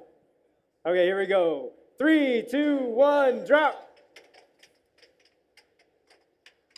Another $50. Here we go. All right, so congratulations. Again, don't take off. Otherwise, you won't get your $50, and that would be very sad. All right, here you go, Jason. You're up. All right, perfect. Last one. Ramping up for grand prize Plinko at 4:30. Thank you to DRB for sponsoring this. This makes my childhood dreams come true. I always wanted to be Bob Barker. Someday I will also have his microphone. Okay, put it on there. Are you ready? 3, 2, 1, drop. $50, cash money. All right, come on down. Hey, everybody, thank you for hanging in here with us. It's been a great day of content. We've got more coming up. Another thank you, another round of applause for our panelists. Excellent job, guys. We will see you all in just a few moments for some more great stories. Keep it clean, everybody.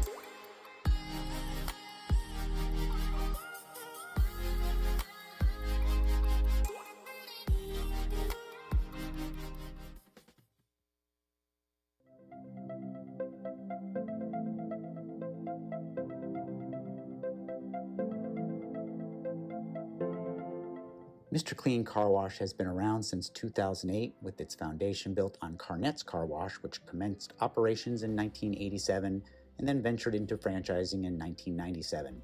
Here's what we look like today. It's a site-dependent design, a large footprint with full-service finishing in the front of the property and self-service vacuums in the back, and then our tunnel. A long history of success with proven systems put into place by the Arnett's. This, along with leveraging of the Mr. Clean brand even more so, we are looking to grow aggressively into the future. Here's a quick sneak peek of what our new model looks like. The renderings are clean and simple in design, but highlight bold color. And of course, the dominant feature is connecting our guests by leveraging the brand awareness, trust, and loyalty they have known from other consumer categories. You will see it in much of what we are putting into place today. The drone footage shows the current build for our newest location in Florida, and success is based on delivering a clean car quick, but also connection to the brand. So we're doing just that, not just in the building and tunnel, but across several outlets, especially a new social media effort. And we're gonna have a little fun with it as well. Here's a few examples that literally are pulled from the raw footage, still in final production this week, with much more to come.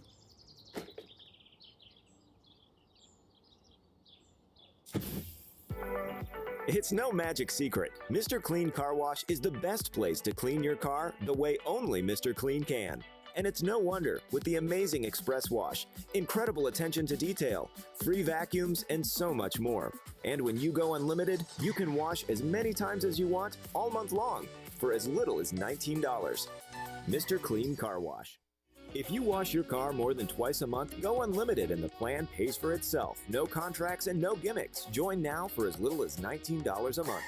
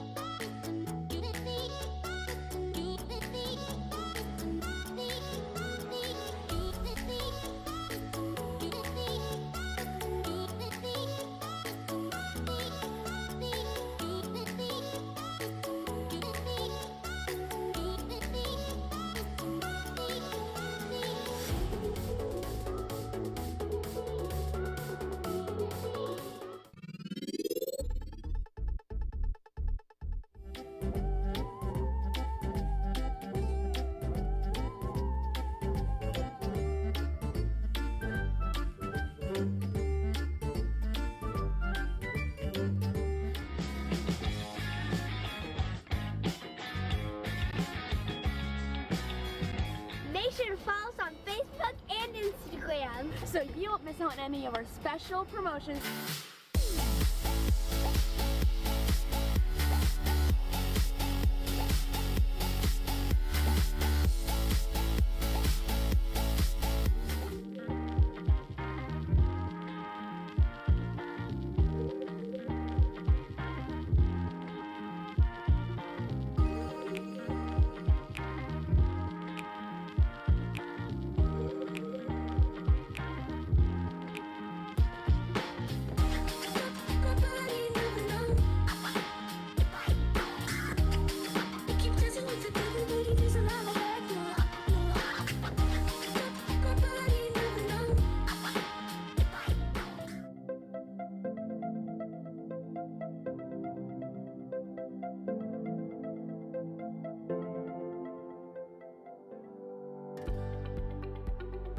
Well, it started in 1995. We bought a couple of older car washes and started selling car wash equipment. When people think of Splash, I want them to think about a neighborhood car wash that's very professional and where they can get a very pleasant experience. Our family is critical to our business because we're all vested in it. It's part of who we are. Our kids grew up in the car wash business, and we're actually at our car wash every day. It's not just an investment for us. When I see a car roll out, the mom gets out with the kids and goes in the lobby, the feeling of comfort that I get is knowing not only is the lobby going to be clean and inviting and something, the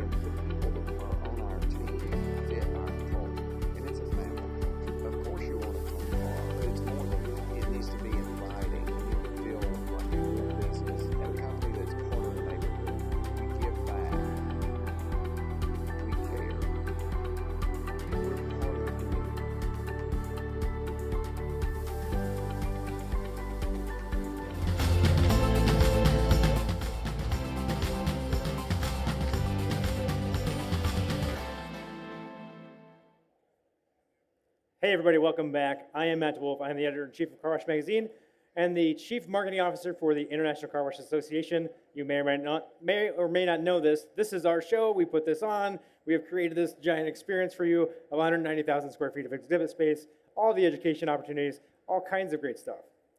Shameless plug done. All right, now, coming up next, we've got a really fantastic conversation between two women in this industry who really do stand among the very best in this space. And so really fun interview because one of these folks is an author, just released a new book. It's called Risky Women. And so we're excited about that. I've read it, my wife's read it. It's a great read, it's a fast read, and full of great content for you. I do need to give a little bit of a disclaimer here. So Megan Ragsdale and Dorielle Burnkrant are our two panelists. These are going to be their opinions. Okay, so it's not representative of their organization. This is all a conversation about them as great women leaders. So with that, I'm going to turn it over to them in 10 seconds because I need to also tell you that there is a meetup happening at 3:15 in room 315 of women in this industry who are wanting to learn more about how to be great women leaders and want to connect with other women leaders in the space. So make sure you check that out. And with that, I give the stage to Dorielle and Megan. Thanks, Matt. Thank you so much, Matt. Hi, everyone. I'm Dorielle Burnkrant of Petrical Associates, and it's my privilege to be interviewing Megan Ragsdale, the author of Risky Women. And I'm going to jump right into it. Megan, will you share with us briefly your path into car washing? Yes, I was working really as a hired gun at that time, moving in to help retailers who were looking to scale, whether it was online bringing a product to market or increasing their brick and mortar footprint. And I just rolled off a great engagement, and a former colleague introduced me to the founder of our company, Lauren Zatisha. And when he shared his vision for growth for Soapy Joe's, I was all in. It was the right kind of challenge that I love. Nice, that's fantastic. Congratulations on the release of the book earlier this year. Will you share with us why a book about risk and why now? Yes, I love that you just asked that question because I was thinking about writing this book in 2021. We were about 18 months into the full impact of the pandemic. So the conversation around risk was really potent, not just from a health perspective and financial perspective, but a lot at that time was being written about the impact of the pandemic on women in the workplace. And the data coming out from Davos was looking at a 150-year setback for parity, which felt really daunting. And it got me really thinking about risk and how your risk tolerance and your attitude toward risk is somewhat genetic, but it's also really largely based on how you're socialized and how you're raised. And, you know, for women in particular, it's a really different situation. You know, from the time we're little, we are taught to be excellent risk mitigators because we're the most at risk. So we are experts at turning risk into a great defensive strategy. And if we want to turn that into an effective offensive strategy, that's really where we leapfrog that 150 years. So if I set that in the context of today in our industry, if anybody was part of the M&A conversations today, you heard a lot about risk there too. Investors want to take risk off the table. Founders want to take chips off the table. Risk is still kind of the word du jour. And I think the framework that we need to change that will be advantageous for women is if we limit our risk to looking at the last couple lines of a P&L, then we're still looking at the lagging indicators, not the leading indicators of the human factor, where women leaders would be excellent at integration and that scale and growth.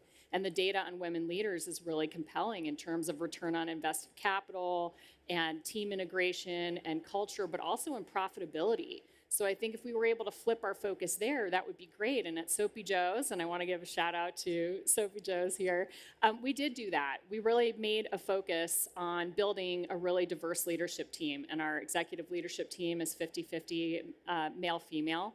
And our entire organization is incredibly diverse. You know, 85% of our population identifies as a minority group. So we have seen that high and to the right performance curve that we're looking for. And I know that you are really focused on building a women's leadership group here in this car wash industry. So I'm wondering for you how that's playing out. Yeah, I mean, I've been very privileged to be close with some of the employees of the International Car Wash Association. We have a women's leadership group. I see a lot of people in the audience. Who in this audience has ever been to a women's leadership group event? Yes, yes. So that organization has been around for, 6 or 7 years now before the pandemic. It's been really important that, representation has been something we've been talking about for years. And when women see other women leaders, they feel more welcomed into the space. So it's really important. And I know that that's been really important to you as well. And you've talked about how organizations that are bringing women in who are actually great with risk aversion. Help me out here. We talked about the 8% of the, help me out. Yeah, no problem at all. Yeah, women are really great at calculated risk, but it's also if women are in decision-making authority positions, right? So it's not just enough to have a more diverse organization, but it's about putting people in positions of real decision-making authority. And the data are really compelling here. When women are in their third round of investment, they get more investment from folks than they do in a Series A and B. The 8% of the women that are running S&P 500 companies, their companies are more well-run, more profitable, more insulated against competitor threat.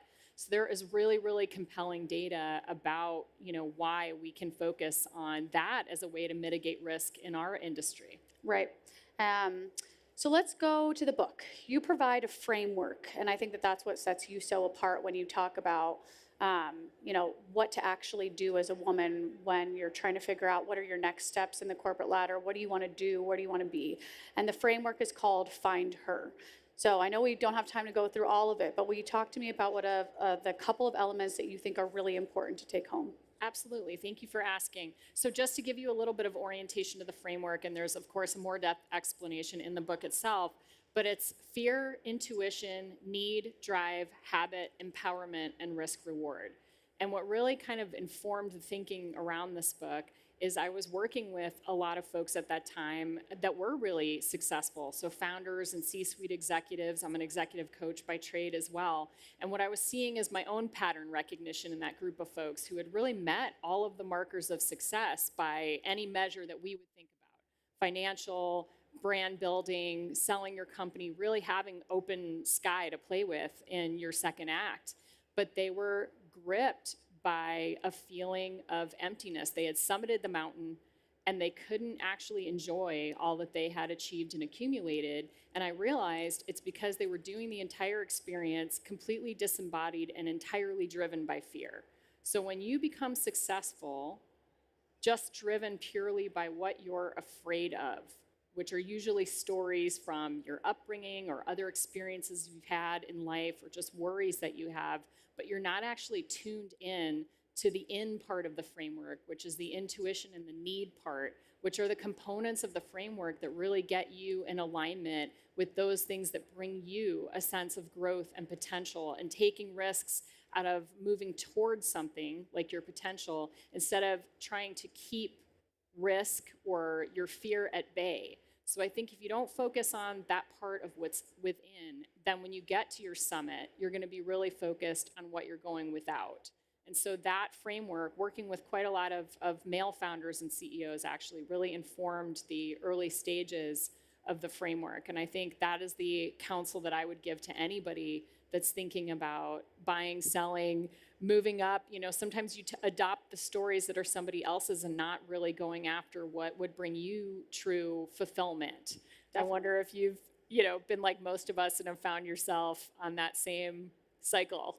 I have, we had talked about in my prior life, I worked for Live Nation Entertainment and Ticketmaster for 8 years, doing super cool stuff with the NFL and live concerts. And I was climbing up that corporate ladder, had been promised that job promotion, had turnover by a boss, 4 bosses in 6 months, each one, moving. We had talked about moving that goal marker, right?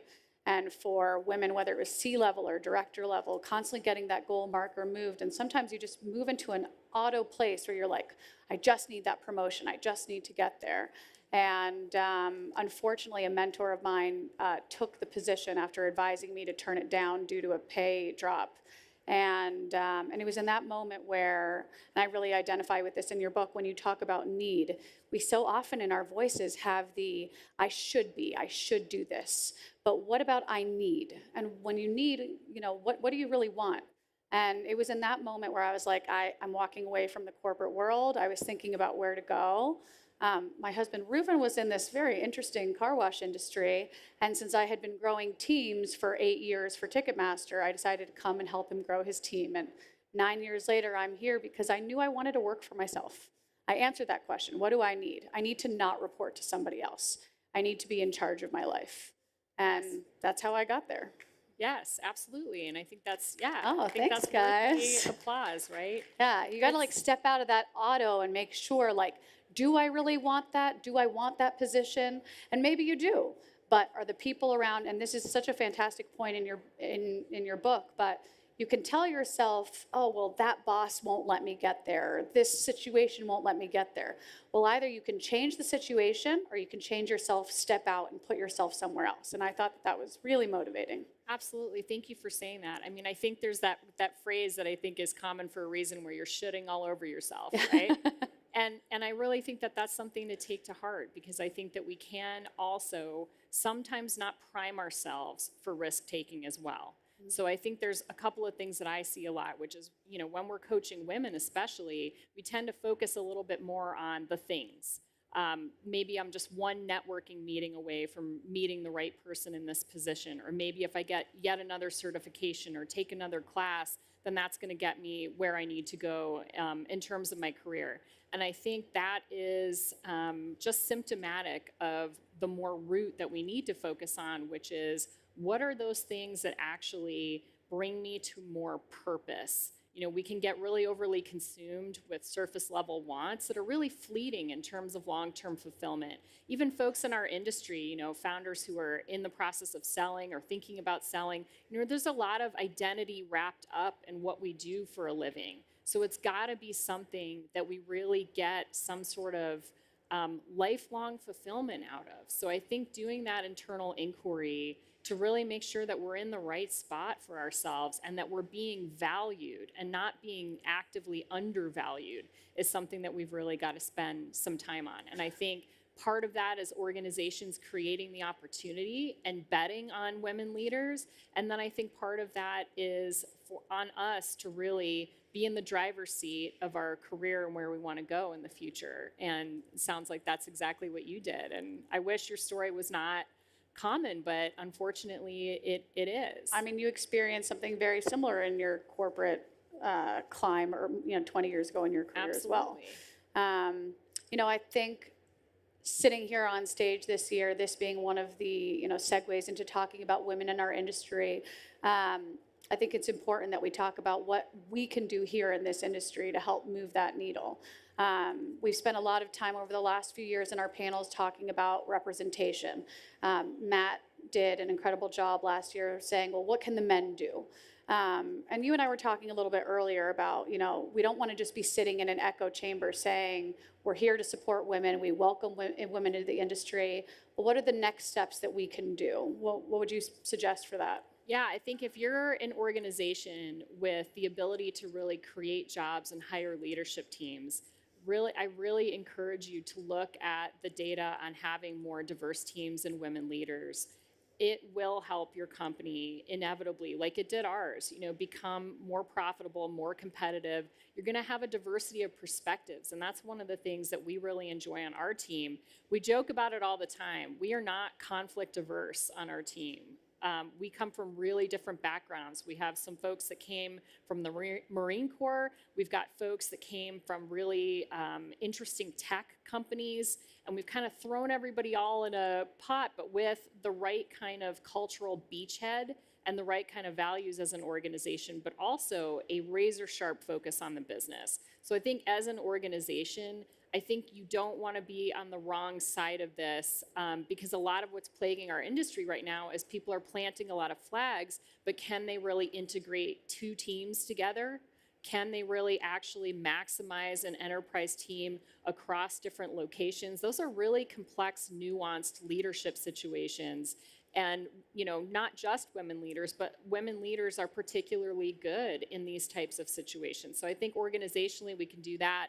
As individuals, I think, again, it's taking a really good, hard look at what you're doing. Is it bringing you that level of purpose and meaning? Are you being valued? And if not, I'm a huge proponent of leaving and going somewhere else or starting your own business. I think that's the clearest path, like you saw, to parity sometimes. Yeah. Well, that is all the time we have for today. It's such a pleasure to speak with you. Call you my friend and mentor. And thank you, everyone, for being here today. Thank you. Thanks, Matt.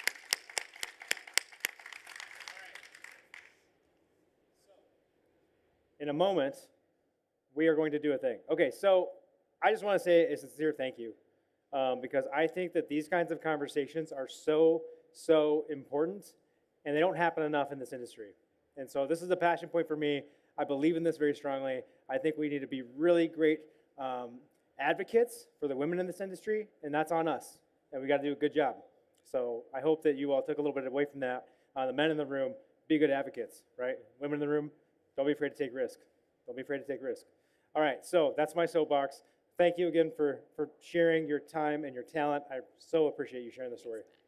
Appreciate it. Next up, we've got about 1 minute and 30 seconds. We're going to swap the folks who are on the stage. We're going to have a different kind of conversation. We're going to talk about maintenance. And while that seems like, okay, why are we talking about maintenance? What we're going to lean into is the technology side. And how can we work smarter, not harder, when it comes to making sure that our maintenance is routine, it's repeatable, it's a process that we know will work. So joining me on the stage in just a couple of minutes is going to be Nick Lopez from the Bubble Bath and Nick Haas from MaintainX. So we're going to have that conversation for you in about 90 seconds. Thanks, everybody.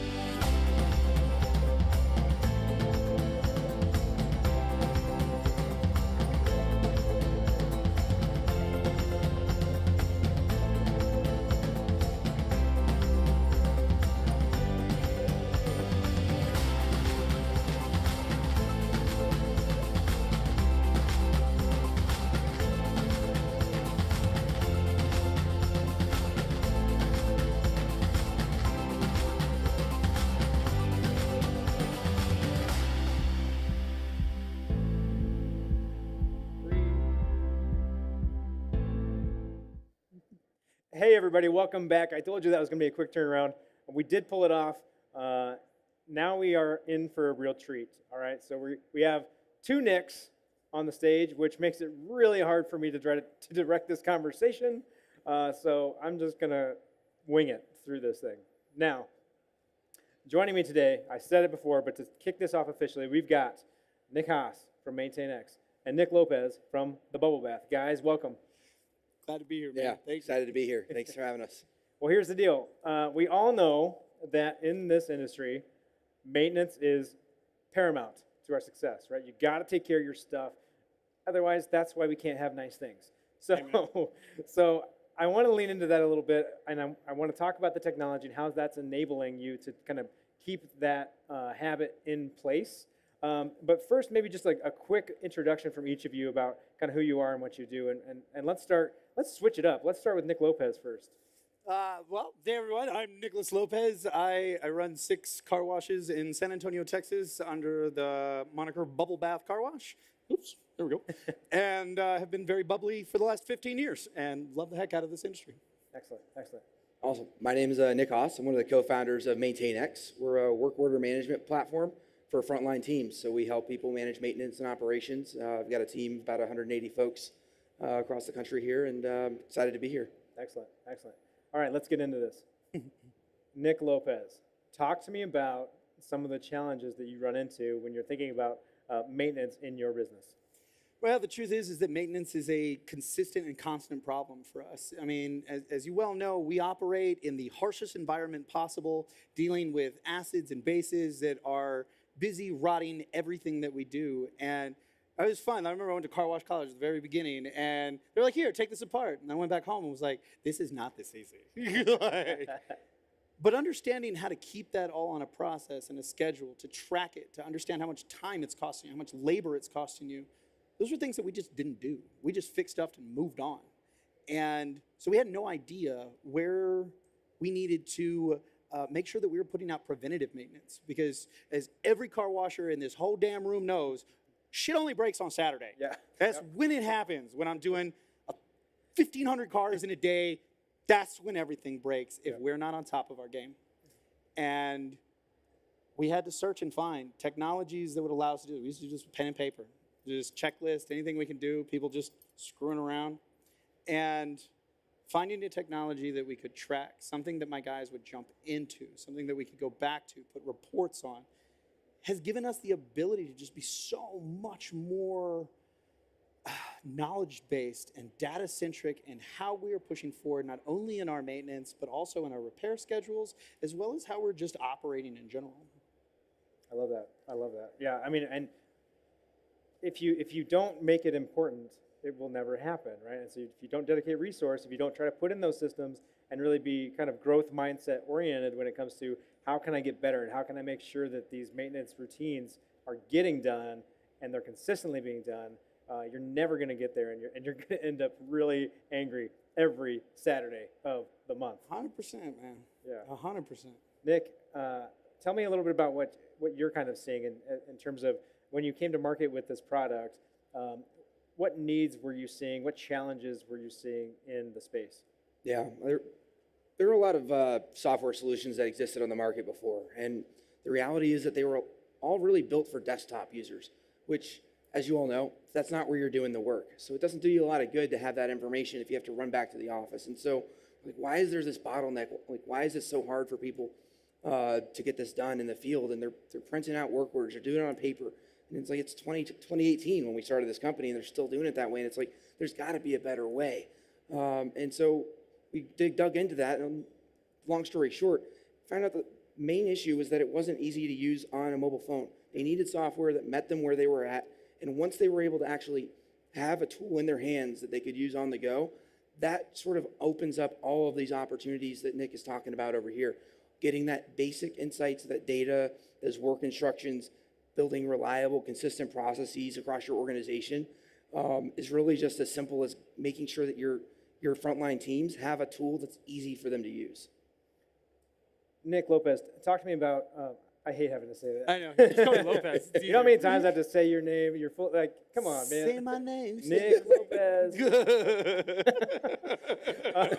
Talk to me a little bit about inventory, okay? I know this is a big thing for you because going back to the Saturday breakdown example, you have to have your stuff on hand or you're in trouble. Well, and for us, we've always done at least a pretty good job of making sure that we kept anything on the shelf that would take us down so that we knew that we could get back open that day. Problem real is So I'm a bit of a snowflake, right? I'm a small business guy, so I've got 3 Sonny's tunnels, I've got 3 NCS tunnels. I pick and chose different conveyors and different pieces to put them together. And then at 3 o'clock in the morning when my facilities team is trying to put this crap back together, and they don't know where that one bolt is. And I've been there, where we left 2 o'clock in the morning, ran to 3 different sites trying to find this one piece because everything else is closed. And now everything is tracked in MaintainX for us. We put everything in our inventory system. Everything that comes in we bought QR code little printers, and we put a QR code on every piece of inventory that comes in. We know exactly where it is. We know exactly how much it costs, and we know exactly where we need to go get it and which assets it belongs to, which is the incredible part about it, is that not only could we take a wrap, for instance, and say, great, this is my wrap, here's work orders on it, this is when I change the motors, when I change the bearing. But on top of that, inside its portal, I can also see, here are the training manuals for it, here are YouTube videos for it, here are the parts that are all associated with it, and if you need to requisition one of those parts during the order, it pulls that out of the inventory, lets me kick in a new order so that I can kick it out back to Sonny's and NCS to get me refilled and keep going. And that helped our budgeting and our understanding of what we even had on our shelves. You can go back in my system and find junk that we bought that didn't even belong to our wash, that is still sitting in an inventory somewhere that we don't need. We dealt with all of that using this program that I annoyingly found with Camel Express Car Wash. And like these guys need any more yays. But I got to shout out to Clint back there because he showed me the damn program and it was incredible. And one of the amazing other parts of it is that our team leaned into it. Yeah. I love technology. I hate paper, and I have been pushing at digital forever. I tried to do this with Google Forms. Yeah. It was a disaster. I had to near whip my people into actually doing it. This, I gave it to them, they immediately jumped into it. We had 300 work orders in the first 3 weeks. It was nuts. And that ease of use and the ability for Gen Z and millennials to lean in for its use cameras to be able to send pictures of what the problem is, it's changed the game for our facilities team.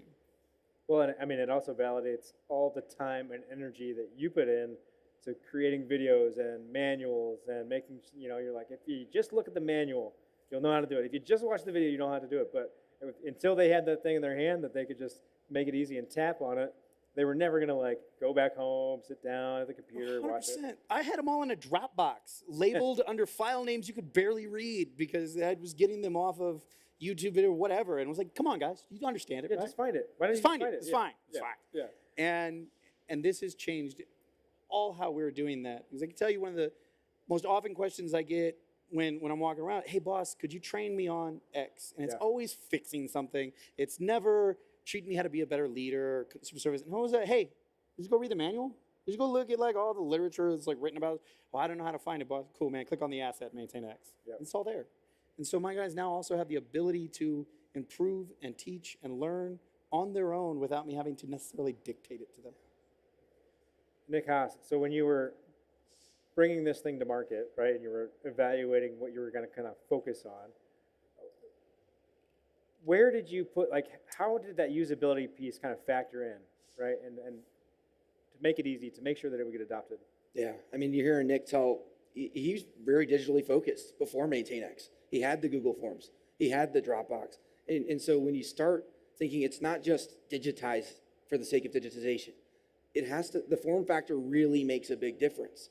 And it sounds, like it's a really overly simplistic way to view this problem. But when you think about, how much training does somebody need to be able to open up Facebook and use the Facebook app?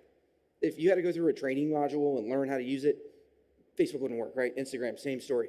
So when you think about something like MaintainX, we can't have a product that requires users to go through extensive training. Yeah. They aren't going to do it.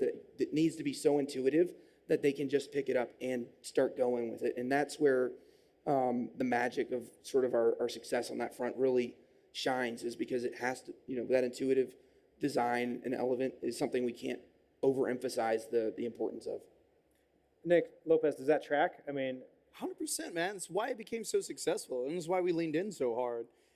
Like I said, I've got programmatics that don't work, and for those, we're always trying because I can see the goals. I can see the future of how this will make not only my operation but my people's lives easier and cleaner and better. But they won't, sometimes they don't come along. They can't see that same future. All they see is more work in front of them, something they don't necessarily understand or want to deal with. This was something that my Luddites got. Like, I mean, we're car washers, man. This ain't a computer space half the time. I got guys that I got to explain how to turn on a computer to. And to see those same guys jumping into this program, using it really, really effectively, was kind of the biggest sales point for us. Like, that's what really captivated me. Yes, it could do a bunch of amazing things, but the fact that the kids were actually using it, and I call them kids, and it's rude. They're men and women. Working on it. But the fact that they would lean into it and use it and fill it in, because like any program, if you're not consistently feeding it data, then it has nothing to do. And that was the other piece of it, is that we had to really focus 2 of our senior staff on its use, on its follow through, on its operation, make sure that they were getting through their work orders, making sure they were clearing up, make sure they were doing them. And so our facilities is highly invested in it, as well as our director of integration, who actually went through and put pictures to all of our assets, so they can just click on a wrap. It's great. Well, the other point that I'm curious about with you, Nick Lopez, is the training components, right? There's lots of things that you have to train on. How much time do you think you got back, or like having this really usable solution for something that you used to run through Google Forms, and then one thing would break in that flow, and you wondered like, oh no, what's broken? I don't know which one it is. Where do I even look to fix? How much time do you think you got? Nightmares, dude. Sorry. That's because I got to say your name 800 times. Yeah, well, that's for you. To be honest, like it's really hard to put a real figure on that, because what you're talking about was massive for me. Yeah. Like, I mean, we're talking about years of time, some of these that we would put into trying to get things to function the way we wanted to. And when you've got something that makes it very simplistic to use and to jump in so that a 30-day window becomes your whole initiation, I got a lot of stuff to do. I got car washes to build and competitors to crush and a whole nation to take over. Yeah. I don't have time to stop and teach every new easy tool that we're trying to introduce to the organization so that we can make things easier. Every time we take something and we make their lives harder, trying to make it easier, it's our F up. Yep. But if I can go in and make their lives easier in an easy, simple way that helps them get to point A to point B, it still gets me everything I need, we're at a win-win. And this is my happiest place. Yeah, the best technology is the technology that gets used. 100%. Yeah. Nick Haas, can you tell me a little bit about kind of what else? So, okay, we talked a little bit about inventory, right? Another big time suck is, work orders and putting those in and processing those. How does that kind of work in MaintainX? Yeah, so it's incredibly simple to go in and action on those work orders on a mobile device, like I was saying, anything with a screen, basically Android, tablet, iPhone, that's sort of the core, base infrastructure. And it really is as simple as it looks. Whatever the work task is, the work instructions that you put onto that system, you can walk people through step by step with pictures, show them how to get it done. It's simply tap, tap, tap, go through, complete the work, record it. And the beauty of that simplicity is that people do it. And why does that matter? Well, now you're building up asset history so that you'll know what work has been performed on that piece of equipment in the past. So when you're going back 2 months later and trying to figure out, why is this, operating the way it is? Did we add a part to it last time? Did we not? Or your technician wins the lottery, leaves, all that information goes out the door. Now you've got that knowledge base for your business that helps make your culture of reliability sustainable beyond, individuals. And that's where the real power of a system like this starts to develop beyond those initial, potential friction points of getting people, change management, getting people into it, getting over that initial hump. You'll start to see those benefits really start to emerge. Yeah, you're sandbagging, man. You're leaving out all sorts of things. I started tracking all of my water readings through MaintainX. Okay. So my guys take water readings in the morning and the evening so I can track leaks overnight or whether or not our water usage has gone astronomical for some reason in the middle of the day, which gives us, up-to-date information. He's leaving out all the procedure forms that we use, my opening checklist, my closing checklist, daily maintenance, weekly maintenance, it's all built in procedure forms that automatically hit my guys' MaintainX app, gives them a little red bubble, makes me have anxiety. They have to click into it, and from there, it's actually prompting them to do the opening checklist, to do the daily maintenance. And on top of that, I can track the time it took them to do it, so that they're not just poking buttons in 30 seconds and saying, yeah, I did it. That bit of accountability, those extra features, we've come to the point where we're taking out other programmatics that we used and holding everything into MaintainX. We were just talking over at their booth. We're moving our incident reports into MaintainX now as well, because it turns out we can do that. And then we're also making a flow chart so that if they go through and it's like conveyors down, well, did you check to see if the air's on? Yes, and it'll take them down a tree of questions they need to answer to help them triage. Teaching triage is one of the hardest things to do in our business. Many times I've had spot free goes off, I got a guy hanging out the reclaim system. Like, what are you doing? Like, you're killing me. And that's the real exciting part about what our product does. We make it, we talk about the simplicity part. We're talking about how easy it is to do this kind of crawling stage of taking you from this paper processes to just slightly starting to manage. But then you get to, with some of our clients like Nick here who got past that stage, and now he's getting to do some of the really robust automations that are possible with MaintainX, where we can really have fun with all of these sensors that automatically trigger work to be done and workflow instructions that are relevant to the specific task that needs to be performed based on how that meter triggered based on a vibration sensor or a water meter, things like that. So that's where it gets really fun when you get to that advanced level and get that foundational stage and you build on it and you grow into the enthusiasm you see here, where you get to build out conditional work procedures with really cool trees, and those are really fun. I mean, you can do some really wild stuff with it. It's awesome. That's funny.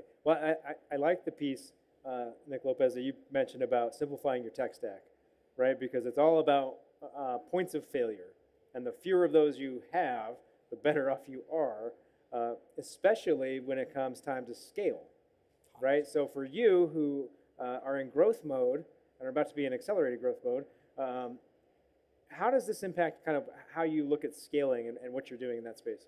It made it possible. Yeah. I mean, really, as you look at trying to scale a business like ours across multiple counties and then expanding into multiple states, I'm a micromanager. Like, I'm a guy that used to be able to run around and fix everything and deal with everybody. And now, even where I'm at now, I have to place so much trust in my team and the guys that do the work every day to make sure that they're putting out the product that we're known for. Yeah. San Antonio, I'm 7th generation San Antonian. I know half that damn city. If our product comes out crap, people call me because they know me. And so what we put out is a representation of who we are. And we take that really seriously. And so giving them the ability to have tools that not only allow them to remember what they need to do, how to do what they need to do, but at the same time to give me the comfort and understanding that the job is getting done, that the work is getting done the way it should have gotten done, and I can follow it with pictures and work orders. And when I gotta go scream at NCS or Sunny's for a warranty issue, I know exactly where those parts are. I know exactly what happened. And it's not stuff I'm having to walk back and ask questions of people's memories, and we're playing the telephone game, don't work crap. Like, technology is what is going to help us build this industry into what it really, really should be. And as it continues to flow and gets cooler and cooler, like, I'm just so excited by all of the excellent programmatics and the excellent designers and technologists who are coming into our industry to say, no, you guys are doing this like Flintstones in 2023. What are you doing? Because our industry we have avoided technology while everybody else has been taking it in, and we are finally at a place, I swear it was about 2018, where we really start seeing a technology explosion, data analysis, better ops, better marketing, and that all started about 5-6 years ago. And it's been incredible to see where our industry is really flowing. And I'm to thank my lucky stars, because without it, we can't control the nation like I expect to. That's funny. That's funny. Well, I mean, speaking of, let's focus on data, right? So our next actual panel is on how data is changing the marketing game. So make sure you come back for that. That's going to be in about a half an hour. But I have one last question. This is completely unrelated to MaintainX or maintenance or any of that. It's related to Nick and Nick. So this is a personal question for you. What is one thing that I can do today to be better tomorrow? And we'll start with Nick Haas. Good question. I mean, try something new, especially get out of your comfort zone with technology. I think a lot of people, even if it has nothing to do with something that's related to work, go play with ChatGPT. Yeah. Go try, to do something that's a little bit outside your comfort zone and just explore what the possibilities are out, that are coming down the pipeline. It's going to benefit everyone to have a little bit of surface awareness, a little bit more surface knowledge of some of the technologies that are emerging and understanding how, that's going to impact their lives. And I think the more perspectives we get into that world, the more interesting things are going to come out of it. And you're going to find really interesting ways that it can enrich your life, both personally and professionally. I love that. I love that. And especially because as you get older, it's more and more important to make sure that you are flexing that muscle and making sure that you're trying things and you're not getting so set in your kind of curmudgeon ways of, well, I like to do it this way. Well, that's fine, but you should probably know that there are other things available and other ways that you could do it and other technologies. So you really got to flex that muscle. I love that advice. Yeah. Nick Lopez, one thing I can do today to be better tomorrow. Go break some shit. Yeah. Yeah. Excuse my cussing, but that's as a car washer, fear of failure is something that we just don't have the privilege of. There are a million things that we don't know how to do in this industry, from marketing to data analysis, and then running down to how do you rip a motor off of a wrap? How do you take a sonic brush off? There is so much to know and learn in this industry, and frankly, in life. Yeah. And for me, one of the greatest principles that has ever served me is the impulsivity to just go and jump in and know that, well, we're either going to fix it or break it some more, or we're going to break it until it's fixed. Like one or the other. But we're always learning. And that experience of how we broke it, how it needed to be fixed, and how it goes back is the knowledge that as car washers we have to continue to really build this business. Excellent. I cannot imagine a scenario where Nick Lopez would do something impulsive. Very out of character. Yeah, very, very off-brand. I mean, I don't know. Guys, very calculated. Thank you so much for spending some time with us today. I appreciate you sharing your experience, and I appreciate you talking a little bit about MaintainX. Thank you so much for being on the show.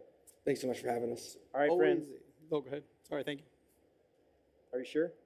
It's always a humbling honor to come up here and hang out with you, Matt. Frankly, the pomposity and grandiose nature of your amazement is just so fantastic, dude, that I feel so small to be in the presence of such a titan. And I know that this entire industry actually really loves you for the work you do up here. Thank you. Thank you, Nick. Yeah, thank you for that. All right, friends, come back in about 30 minutes, and we're going to talk to you about how is data changing the marketing game. And when you're out there, what do? Keep it clean. Keep it clean. Keep it clean.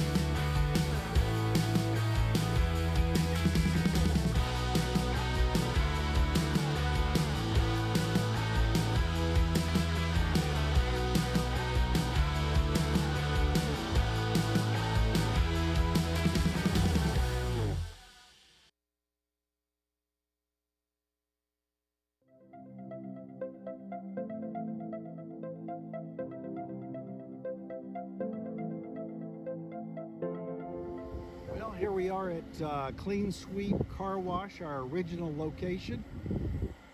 Purchased back in, the mid-90s. And there you see our tent that we do some of our detailing under. It's as much of a thing to be seen from the street as it is a place to do the details. But this was our original location, and originally was strictly a full-service car wash. And as with the industry, it has slowly become more and more exterior. So here's the entrance, the 2 lanes here for full service, and then as you can see, the right-hand lane there for our exterior cars. When it was originally purchased, the far right lane was strictly a drive-through to get to the parking lot in the back. So we turned that into our exterior lane, and we're currently 65% exteriors, 35% full service. We do have the free backs.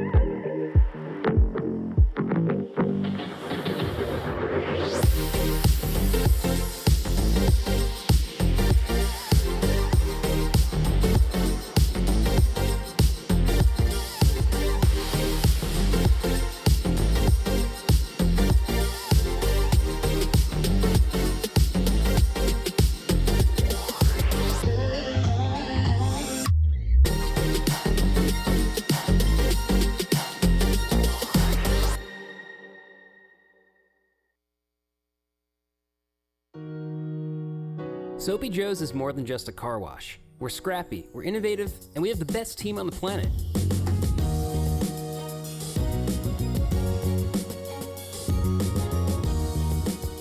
We set bold targets and push ourselves to hit them. We're not afraid to try new things, and we challenge ourselves to raise the bar in everything we do. We're growing like crazy. We're going from 12 to 20 Soapy Joe's operated locations by the end of 2020. Our vision is to have a Soapy Joe's air freshener in every windshield in San Diego, and that means we have to have the best possible talent leading our team. We spend a lot of time recruiting, especially our leadership team, and we've handpicked a group of people who role model our values, especially leading with heart. We know that top leaders need tough challenges, and every year we set new goals and build a sales forecast for hypergrowth. Last year, we set ourselves a goal. What we tried to do is we tried to take our site traffic and convert it so that 80% of it was membership driven. And we also wanted to make sure that our same site year-over-year membership growth and the revenue generated from that was in double digits. We achieved all 3. Our strategy is focused on 3 things: loving our team and our members, growing the brand, and hugging the bottom line. Yep, we use the word love in our business. In fact, we love our members so much, we married them on Valentine's Day. Using consumer insights really is a hallmark of how our marketing department functions. We want to be taking the best of our gut knowledge of the industry, but also marrying that with primary data. We look at things like cost of acquisition, lifetime value, and churn levels to make sure that we're on point with our marketing decisions. During COVID, we were especially thoughtful in how we were approaching the communities, and we wanted to make sure that we were bringing value to our employees and our membership base. So what we did is we modified our Soapy Joe's Day to bring a heartfelt thank you to our healthcare and our frontline heroes. We also followed that up with a donation to our local children's hospital, and we're really proud of these efforts. We also work hard to show love to our military community. In San Diego, we have nearly 400,000 active duty and veteran community members, and we've chosen a great local partner to coordinate our efforts, called the Support the Enlisted Project, or STEP, which focuses on helping military families who've fallen on hard times. We're proud to say that over a quarter of our operations team are veterans. Having a strong culture creates resiliency, positivity, and all of those positive feelings. If our team members feel that, they're gonna inevitably pass that on to our customers. With our focus on customer experience, cleanliness and following standards are important to us. Another of our core values is be proud, and making sure our team and our sites are show ready at all times is the difference between us and our competitors. We invest in the interior of our sites too, because a comfortable break room and employee bathroom with lockers and a mirror for uniform checks keeps everyone feeling good physically and mentally. But we don't just want to be the best car wash. We want to be the best place to work in San Diego. So being a best place to work to me means that you are a company that people want to work at, and you're really creating a positive environment for everyone to come to every day. And that's the reason why we have double-digit growth year after year, because we are constantly focused on our people. And we're hiring. Our sites are so busy, the only way we can stay on top of the volume without negatively impacting our customer experience is to keep building car washes. I've been here a little over 10 years, and we've managed to grow to a very good size right now. In addition to our car washes, we have gas, convenience stores, and fast lube services in several of our sites. And if we're able to build a model, it's as simple for them to do as any other franchise that there is out there. And that's what's going to take us from our goal to eventually being one of the 5 major brands that's across this nation. We've got new initiatives going in business intelligence, environmental and mechanical engineering, and call center technology. Soapy Joe's has gone through an amazing evolution. We started out as a car wash company, and then we evolved into a membership company, and now we're starting to make that evolution into a technology company. And you thought we were just a car wash. Soapy Joe's. Good, clean, fun.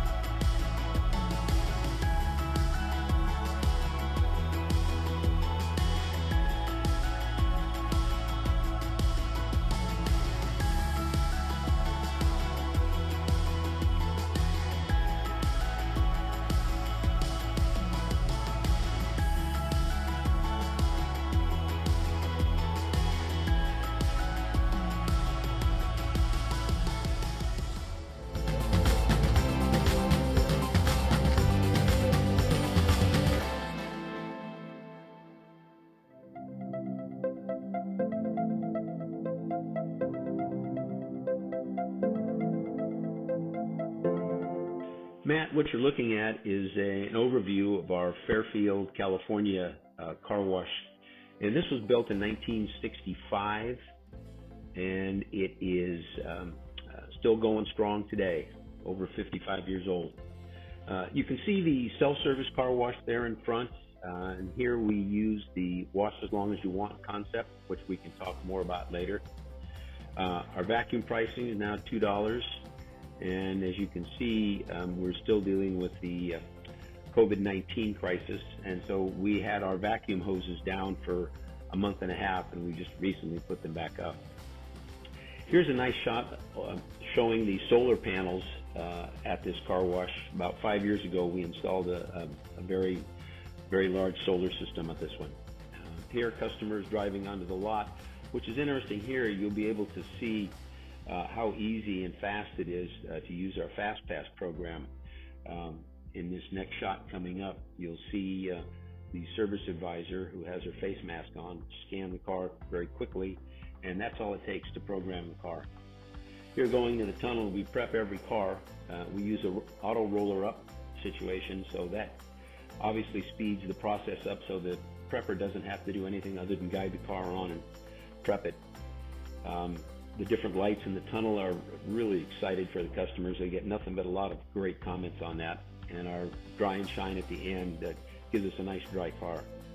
Coming out of the tunnel, you can see that you circle around and then head for the exit. And here is part of our big solar canopy that we installed again 5 years ago. As we come around the corner, you can see that none of our vacuum hoses are down in full serve. We're not doing that yet until the first of next month. We are doing exterior detailing, and so you can see that we have our social distancing spaces, and we have signs for asking the customers to actually sanitize their own seats. We have all the facilities there for them to do that.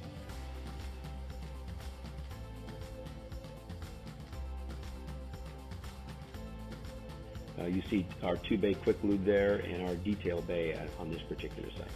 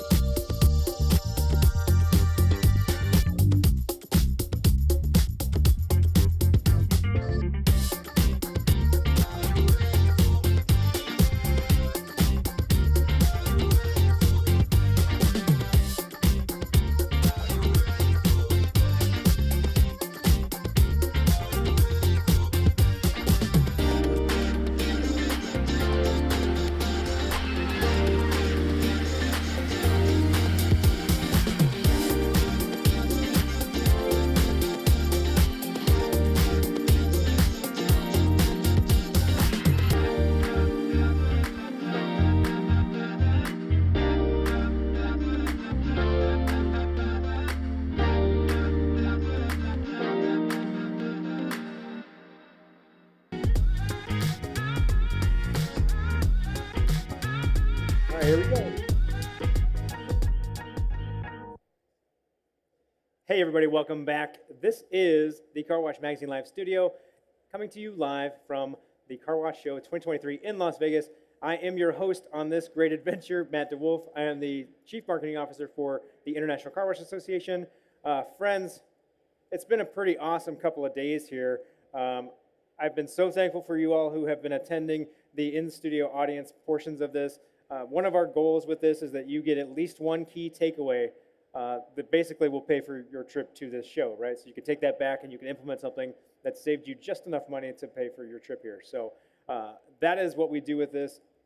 We do that all year long, okay? So this happens at the show, this format and this environment, but all year long with our magazine content, with our podcasts, with our weekly video updates, we are really, really on a mission to make sure that we are providing one key takeaway in everything that we do. So thank you for attending the last couple of days. This is our last panel in this format. Tomorrow we do have some programming around a State of the Industry interview with Eric Wolf and Justin Alford from Benny's. And then that's really it, friends. So this is your last chance to get that key takeaway, at least from this group. Okay, so what are we talking about? We are going to dive into one of my favorite subjects, and that is data. And we're going to talk about how is data changing the marketing landscape.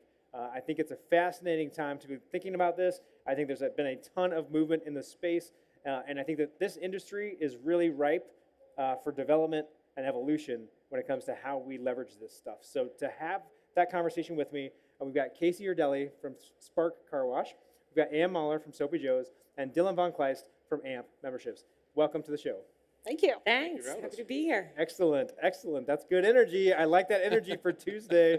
I like that. Matt, you've made fun of me before for a low energy hello. So hello. Hi.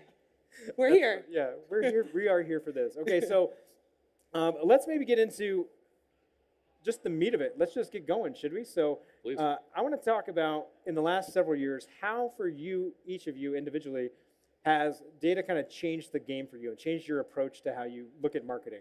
And maybe we'll start down on the end at Dylan, and we'll work our way back. Yeah, how it's changed lately. I mean, for us, because we are helping operators collect this data, we are also being kind of consultative in our helping them execute with that data. Yeah. I've kind of been shocked to learn how little car wash operators kind of know outside of kind of, you know, how many washes are they executing and that kind of stuff. They don't know how often that customer is coming back. They don't know much more about that customer. They don't really know about their preferences. What day do they like to wash? What time are they washing? So kind of the fact that we have the ability to peel that information back for them and show it to them is job one, getting access to the data. The other part is now that they have it, we've talked to these operators that almost are a little bit overwhelmed. They don't know what to do with it. Now they have all this information. Now how do we make these decisions? How do we drive more membership sales? How do we drive more retail customers to the wash? It's kind of an embarrassment of riches that we're starting to get to that point where we're getting that data where it's been completely missing before. So I think this is kind of the phase we're in, is get the data. And I think the next phase, and it's starting now, but it needs to be the next kind of arc of this, is now executing on that data is the big push. Perfect. Ann, how about you? Well, if I think, tagging on to what you said, it's all about, once you have the data, who can use it. So I think for me personally, I've seen a big evolution in how I'm thinking about my team, how I'm structuring, who we're bringing on and what skill sets we need, because it really is evolving and changing. So there's still a lot of classical marketing techniques that are out there that we want to make sure that we're caretaking and tending to. But with this, explosion of data at our fingertips, how do we structure that data? How do we access it? And who are we putting on our teams? What are their skill sets and how can they optimize that for us? So for me, it's really been even impacting the people on my team who we're hiring, what skill sets in the structure of the team itself. So that's been a big impact that I've been internalizing in terms of data affecting me. Yeah, that's a good one. That's a good one, because that's the one that we kind of forget about. And instead we just say, oh, you're on the marketing team, so you now also are lead technologist, and you are a data analyst, and you need to be able to know all of the things all of the time, but don't change any of your staffing resources. So we got to keep this in mind as we kind of get to this new era of data. Casey, how about you? How's it impacting you?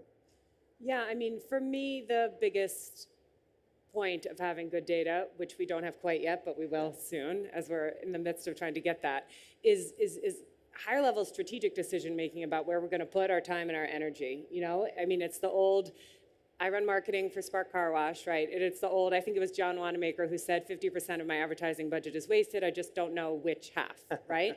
So that's sometimes how I feel. And I feel like in this industry, we have the basic tenets of marketing. We've got drive acquisition, drive conversion, drive retention, right? If you do all of those things, we'll all make a lot of money. But I feel like I can't say with honesty to myself, where's the next dollar I should spend in which of those buckets to get the biggest return? Like, which is the lever that's going to actually make the biggest impact on revenue, both from a time investment, a money investment, any of that. And that's what I think data can help us look at. Well, you know, which of these levers are actually going to make the biggest difference in our business? So you touched on investment, right? And this does require investment from the organization to be able to kind of lean into this and embrace it and go after it. How do you know when to make the investment, right? Do you build it and then, like when you're early on in your stage and you build it and then you scale it?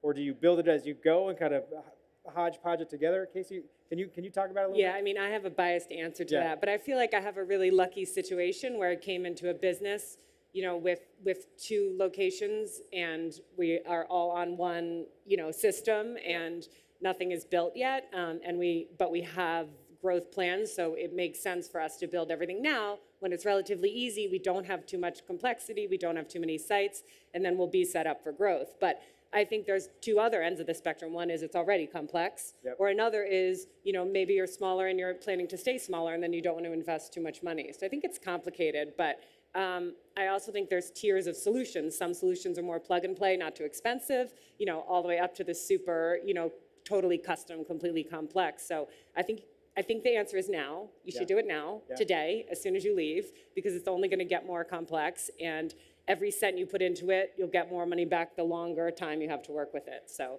but just pick which sort of right size customization level I think is right for you. Perfect. And so Soapy Joe's is already kind of down the path, right? And you all continue to grow.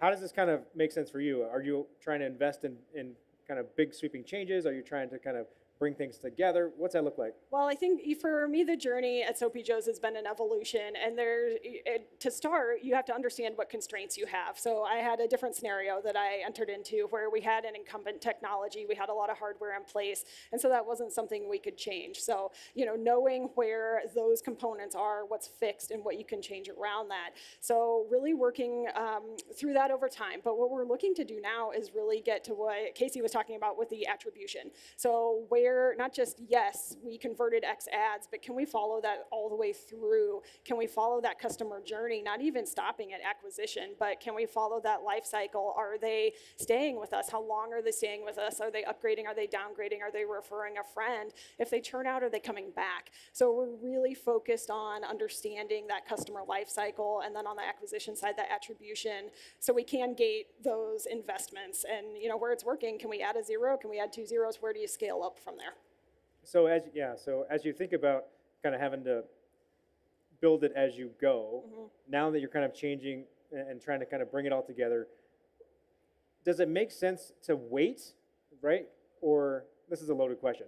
I don't think it makes sense for you to wait to build the thing and then use it. I think you have to find ways that you can build the thing as you're kind of moving down the path.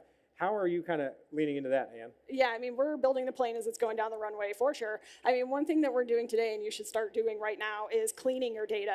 You know, my finance partner's out here in the audience, and we've been working on this, the bad boy, for 2-3 years.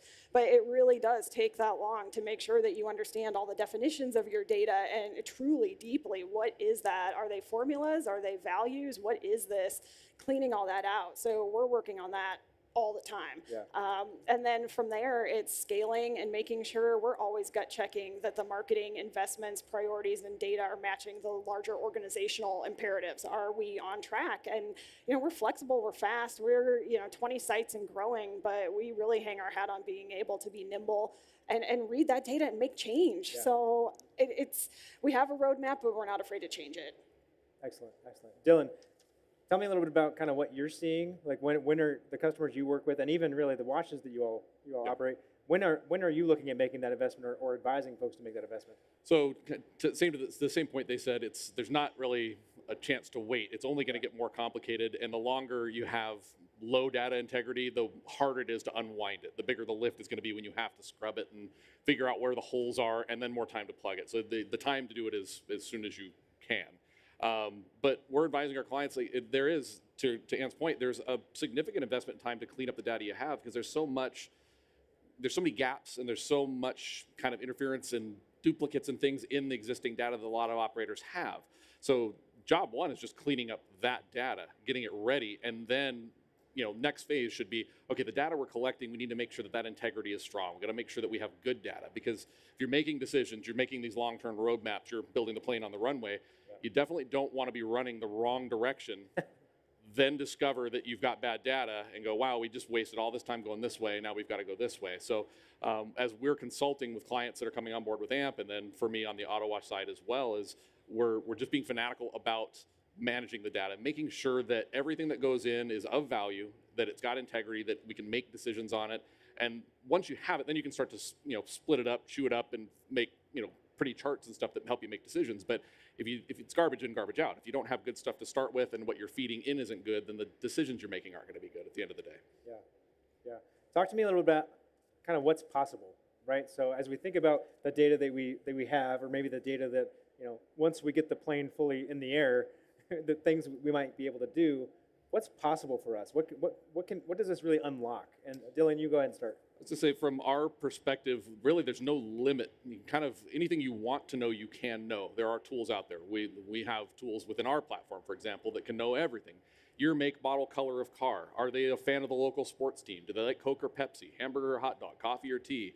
All these things can be known. Are they relevant? Maybe not. But some of these pieces are things that we need to know, so we can start to personalize that customer journey a little bit. Yeah. So as we're talking about life cycle of, you know, if they canceled, they come back, all these things.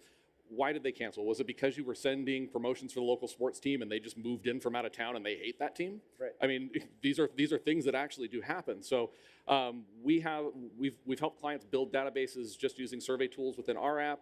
There's just the passive data aggregation that we do, interaction with an app, any kind of platform. If they're on your website filling out surveys, whatever you're going to do to get that data, there's really no limit to what you can ask your customers. The trick is to make it as non-invasive as possible. Make them give it to you willingly. Don't make it a friction point. Don't make it slow your process down. Don't become inefficient at the, you know, at everything else you're doing just so you can get the data. Make it a part of the flow. Make it feel natural. And it's a big piece of what we've been working with a lot of our clients on, is just making that a natural flow within that wash experience, that they answered a question, it kind of just felt like a part of the process. It wasn't this whole separate breakout that they had to do. Yeah. Get it in chunks too, right? Like get small pieces at a time. You don't need to know everything at once about everybody. But if you start to build, again, you start with good data and keep filling it in. You keep filling in, getting more color to the picture essentially over time. Eventually you have a very, very crystal clear picture of who that customer is. Yeah. And what about you all at Soapy Joe's? What are you kind of excited about, or what are you looking for in terms of what's possible either now or coming up? Yeah, I mean, what I love about what you're talking about, getting in and understanding that customer, for us, what we think is really possible is going beyond the nuts and bolts of the data. We know who that person is from a demographic perspective. We've done the surveys, we've followed them around, and we know the stuff about them. But once you know those things, you can get beyond the functional, I am washing their car, I'm drying their car, and they like that, to what is important to them. Where are they spending their time in their community? What really drives their motivations and their purchases? And really getting to a point, which is exciting, is having that emotional connection with your customer, because that is something that is a long-term defensible position, right? We can all put out a cleaner, drier, shinier car, hopefully, but can we make that emotional connection? And believe it or not, data can really be the underpinnings and foundation of that. And to me, that's really exciting. That's where the additional creativity comes in, and we really love to play with that at Soapy Joe's. So I'm excited about getting to know them and then going and making their day, surprise and delight. Yeah, I love that. I love that. And it's so much more important now as you consider the membership model, right? So you have to have a different kind of relationship with that customer compared to just a kind of a turnkey. They're going to come once and maybe you'll see them in 6 months to wash their car. Yeah, I mean, it's very practical. So we did this with one of our promotions. We saw in one of our customer surveys that more of our customers have pets than kids that live at home, and so we did a pet focused promotion. Like, it does not have to be rocket science, but that is a great example of how we're using our data. We're trying to appeal to them and connecting our car wash to something that is an emotional connection to them. And it's as simple as that. Yeah. Look at what they're telling you. Yeah, love it. Gotta listen. Casey, how about you? So, as you're building this lovely, perfectly clean data warehouse of all your things, what are you mostly excited about once you get to the point where you can really leverage that?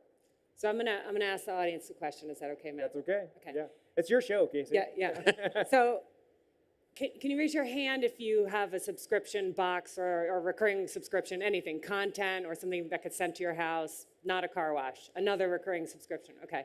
So can someone shout out some of the names of those? Netflix. Netflix? Any others? Rent a Runway. Coffee, right. Who said coffee? Okay. So talk to me about the relationship you have with that coffee company. Do you get lots of emails from them? Do they know who you are? Yeah. And do they ever try to upsell you on other stuff that you might like or make recommendations? No, they're doing a terrible job. We're not doing that. Let's do Netflix. Let's do Netflix. They need to come here and listen to our panel. Yeah. No, that's not a good example. Let's do Netflix. Yeah. So Netflix, right? They send a lot of information to me. Now, they also have me when I'm watching Netflix, so not just emails that I can delete, which is a good point. But we also have that because we have car wash sites, right, where we can communicate with people. But they're always telling me things I might like. They remember what I'm watching. They send me now app notifications when a show I watched multiple seasons of has a new season come out, which is really helpful because sometimes I lose track. They send me emails. They let me know about promotions. They let me know about discounts. Even places I shop from frequently online that I'm not a member of, I get amazing newsletters from them that I know are customized to content based on what content I've clicked on before. These are the things that I'm excited about. Car wash should be just as sophisticated marketers and just as sophisticated subscription marketers as these e-com companies, these content companies, these subscription box companies. We have all the data. We have people in our sites for 20 plus minutes at a time, and we know how often they come to our sites because of license plate recognition. We can do all of that exact kind of stuff that a Netflix does, that Shopify does, that subscription boxes do, and really make people feel like they're part of something, that we know them, we can interact with them, upgrades, extensions. This is what I want to build. I am super excited for you to do that because I love that. I love that too. I think it's so important to really look outside of this industry and look at subscription services in general and look at how are they doing it, right?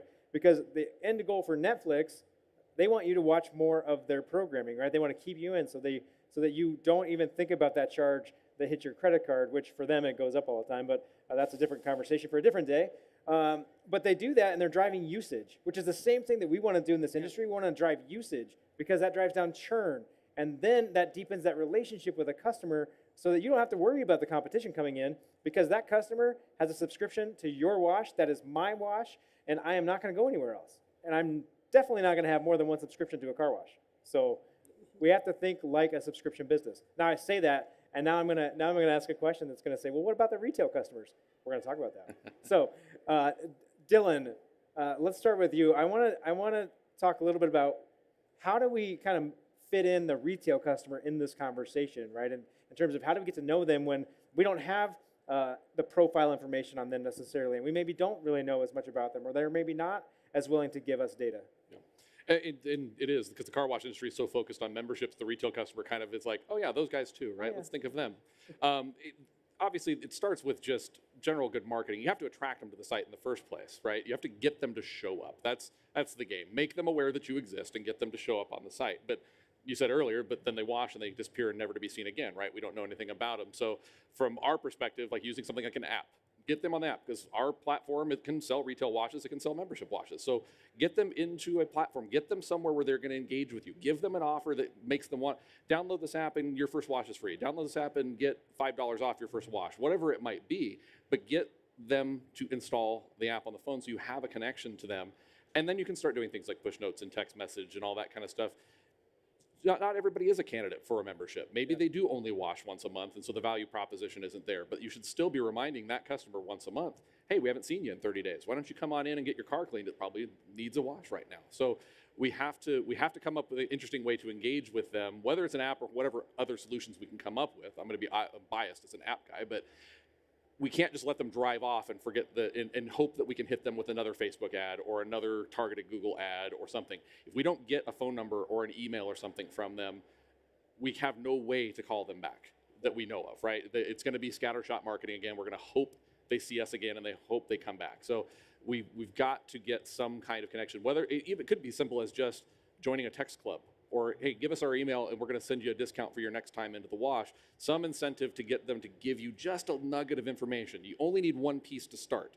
You can always baby step them along the way. If they start with an email, you can get them into a text club. Get them into a text club, you can maybe get them to follow you on social media, and then maybe you try and get them into a membership or not, but you do keep them coming back with some regular cadence of communication, because we don't want them driving off and just, who was that guy? I don't know. Right. And how about you? When you think about kind of that retail customer, how are you kind of approaching that, and what's your kind of position in that space? Yeah, absolutely. I mean, we are really trying to maintain a great ratio between people that are, attendants can fish from for more memberships, and that really profitable retail customer. So we definitely want both, and we want to be driving both in. But what we're interested in learning and keeping our finger on the pulse and learning more about is both the behaviors of our single users in aggregate. How do they look different from our members? Are they the exact same? And if so, why have they not converted? But in aggregate, are they any different than the demographics of our membership? And then we also want to, as you were talking about more specifically, like at the individual customer, finding those ways to attach to them and follow them through their journey too. So for us, really the duality of that, how are they different? Understanding that customer base as a whole, and then can we get to that point where we have that individual relationship, and how can we get them in our funnels and in a way that makes sense? And putting together what both of you are saying, you don't want to ask them too much. Yeah. What's the right thing in the moment? They're not a brand fan probably at that point, so it's probably a very frictionless way, something that is very easy for them to do, and it's most likely to attach to an offer that makes it interesting. Yeah. So yeah, we're looking at it too, and again, just not relying on that initial data set to be your truth forever. I think continuing to look at that as it changes. Who are those single users, and are they seasonal, cyclical, time of day? All those things just keep you coming back to work every day, like excited to learn more. Well, and I think what's really interesting too is if you do the work to build the profiles of the people, right? You build out your personas, and you can start to uncover insights about what else you want to know. Because then you're like, oh, okay, I have this specific persona. If I look at how that behavior maps out across our data set and what that really means, I can find holes and say, man, it would be really neat if I knew fill in the blank.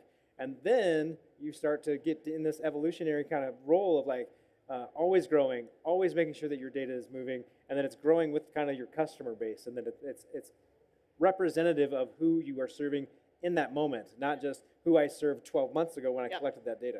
Yep. Yeah. Casey, how about you? When it comes to retail customers, how is this kind of fitting in for you? Yeah, I mean, I want to echo what Dylan and Ann said, and I think the out-of-category example here is e-com more generally. If I go to gap.com and I try to check out, they're going to say 10% off if you give me your email, and then I click it, and then they say, and another 5% off if you give me your phone number. Awesome. And now every time I go to gap.com to buy clothes for my kids, which I do frequently, right, because they're growing, they know who I am. They know what I bought before. They can serve me recommendations. They can track me. They can email me, all these things. And they gave me something in return. That was fair, and I don't know if anyone caught, there was a talk earlier today, the chief marketing officer of OpSpot, it was fantastic, and he was talking about what we do, which is give away a free wash in return for phone number and email. Yep. It's a fair trade. Free wash, I get your phone number and email. Now, any retail customers that come in with a free wash, I know who they are, I scan their license plate, and now I know if they're ever gonna come back, and I know how to reach them, and I know how they're behaving. And that's super exciting, but the gold standard is app. I mean, right, because when you download an app, you have to sign in and put in all your information. And we talked about this before, but I think Tommy's does an awesome job. They have an app lane and a retail lane, not a members lane and a retail lane, which is to say it's not really member versus non-member. It's loyal customer who intends to come back versus, you're just passing through, right? Which is cool, and that's how we should think about it, I think. Yeah, that's a fascinating approach. Yeah. That would be really cool. I would love to see that take off.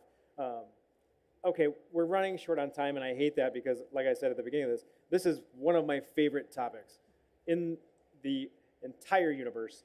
But we're going to shift gears, and we're going to ask my favorite question in the entire universe, which is, what is one thing that maybe I can do, we collectively can do, today that's going to make us better tomorrow? We'll start down at the end and we'll work our way back here, Dylan. All the pressure on me, huh? All on you. So I guess the one thing that we can do, I was actually sitting in on a couple of the education sessions, and really the theme of a lot of the ones I went to were more on the HR and leadership side, and I thought just being better communicators, and I sat and I thought about that. It's not just person to person within an organization, that's with your customers as well. The communication you have on site when you're face to face, communication you have via email, text, whatever you have with them. I think we can all benefit from being better communicators and sharing better information. Our leadership team likes to use a phrase, don't pass the trash. Don't pass off bad data. Give complete stories and information. So kind of dovetails in here. It is a data thing, but being a better communicator in everything helps your personal life too if you can do these things. Yeah. But your customers, your colleagues, everybody at home, be better at communicating. Work on your communication skills. You can't lose if you get better at communicating. You can't ever be perfect at it either. So. Yeah, I love that. Love that. Ann, how about you? Well, I would say survey your customers. This does not have to be fancy. It does not have to cost a lot of money. I personally use SurveyMonkey. You can do this. Get out there. Everybody's phone number and email you already have. Just go for it. This is one of those, like, don't wait until it's perfect. This is one of those things you can do right now. If you have 5, do it. And it can be really, really insightful. It can help you unseat things that are like organizational bias if you actually have some data. Or on the flip side, it can really reinforce, like, we were right, we're onto something. We see this in the data. And so either way, you're coming out and you're coming up with those user stories as well. So survey your users. Love that. I love that. Yeah. Casey. If you're giving away free washes, get data in return. Even if it's like your grand opening, don't just let people drive through and make them give you something. That's fair, and I think most people understand that this day and age. And then once you have it, you can decide how you want to use it, but at least just get it. Yeah. Also, get enough sleep. I like That's my that life one. advice. I like that one. Right? I saw you in an earlier panel. You said it could be life advice. It can be life advice. So this is an open Just question. Get enough sleep. Yeah. Do all the things that you're not doing when you're at the car wash show. Right. Right. So drink more water, eat better, sleep more. We're getting our steps in though. Yeah, that's true. true. Good. Right? A lot of walking. Yeah, that's good. It's a carbon like offset, right? It's totally fine. Well, this has been a fantastic conversation. I want to just say thank you for sharing your kind of talent and your time with us and kind of being collaborative in this space. I think it's really important for the industry. Thanks, Matt. Thank you. Now, you do have one last thing that you get to do, and then I will relieve you from the stage. But each of you can pick one person in the audience to come up and play Plinko. And what I'm going to ask my folks who are going to play Plinko to do, as you get selected, come on up and stand over by the side of the stage, and then we'll get you up there and get you playing. So, Dylan. Yes. Please select one audience member to come up to play Plinko. Oh, how to pick? Somebody who's the most enthusiastic. Who's going to jump up and down for this? Anybody? Oh, I saw one. The guy in the yellow shirt. He did it. First one up. Yep. All right, come on up over here by the speakers. Ann, how about you? I'm going with this person here who went like this. Yes. Hey, all right. I think, were you playing rock, paper, scissors? Yeah, you almost got it. You almost got it. It was so close. Casey, your choice. I'd like to choose this woman here in the light pants right there. Your nodding during the panel was really supportive. I appreciate it. Oh, perfect. Yeah. Thank yeah. Thank you for being engaged. Yeah, right? Yeah, perfect. Feels Awesome. Awesome. Thanks again to our panel. Let's hear a big round of applause for them. Awesome job, you guys. Awesome job, you guys. Thank you. Thank you. You guys can go, or you can stay. And I know you have to go. Dylan's never getting up. Let's play Plinko. All right, friends, here we go. Let me get a microphone. Come on up here. Yeah. Yeah. All right. Go ahead and take this. All right. And introduce yourself. Tell us who you I'm are. Jeff from Iowa. Where in Iowa? Burlington, West Burlington. Burlington. Okay, so other side of the state from where I grew up. I grew up in Council Bluffs. Okay. Outside. What's one thing that you've learned at the show this year that you're going to take back for your business? Oh boy. I think more. I don't know. He wants an hat. Wear a hat. There you go. Wear a hat. There you go. Yeah. Okay. A lot of stuff. Really, it's been a good show. So I can't really say. Excellent. I Okay. don't know. Here's the deal. All right. I'm going to give you one of these Plinko chips. Okay. One and only one. All right. Go My only request is you do not drop it until we say drop it. All right. All right. You want this I'll back? trade you. Yep. Come around this way. Climb on up there on our beautiful, beautiful ladder. You all don't get to see the ladder, but it's actually a really nice ladder. I'm really excited about it. Okay, now there's a trick to this, so don't drop it off the blue. If you drop it off the blue, it's not really going to work. So you'll kind of lean forward a little bit, reach over, right down to the white. Right there, okay. Now, everybody wants the money, but there's a lovely picnic set on the board that maybe that's up your alley. I don't know if that's for you, but I think you're probably going to win it now because I manifested it for you. Are you ready? 3, 2, 1, drop. Dunkin' Donuts, hey! I won't use my same joke from before. You won a $25 gift card to Dunkin' Donuts. That'll pay for some coffee. Awesome, awesome. All right, thank you very much. Hang tight so we can get you hooked up with your prize. And let's bring up our next contestant. Judy, this is your chance at redemption. Okay. Right? So if you weren't there at the Big Bash last night, Judy made it to the final 2 in rock, paper, scissors, a very sophisticated game that takes a lot of skill. So first of all, almost congratulations on your win. But this is your chance, okay? So a lot of money on the board. Okay. Go ahead and introduce yourself to our audience. My name is Judy, and I'm from Madison, Mississippi. Madison, Mississippi, lovely. And what company are you with? 49 Express Car Wash. 49 Express. Okay, so what is one thing that you've picked up over the last couple of days that you're going to take back to your business? Okay. My husband and I have been doing this for about 24, 25 years, and we've never marketed our business. Never have. So we're going to start doing that. We've learned a lot. That is a great answer. That is a great answer. All right, I'm going to trade you.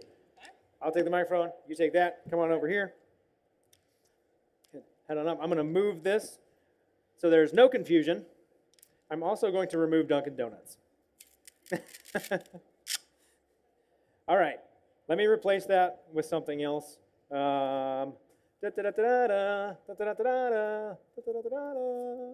Picnic set. I like the picnic set.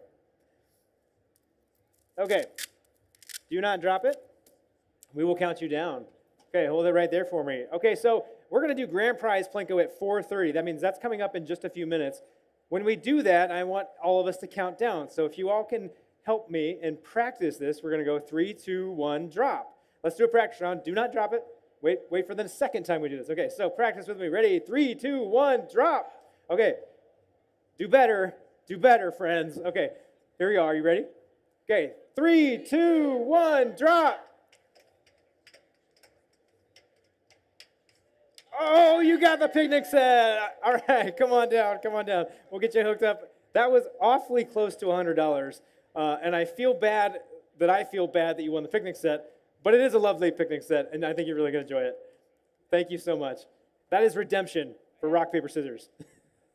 Awesome. Here you go. Hey, how are you? I'm great. How are you? Very well.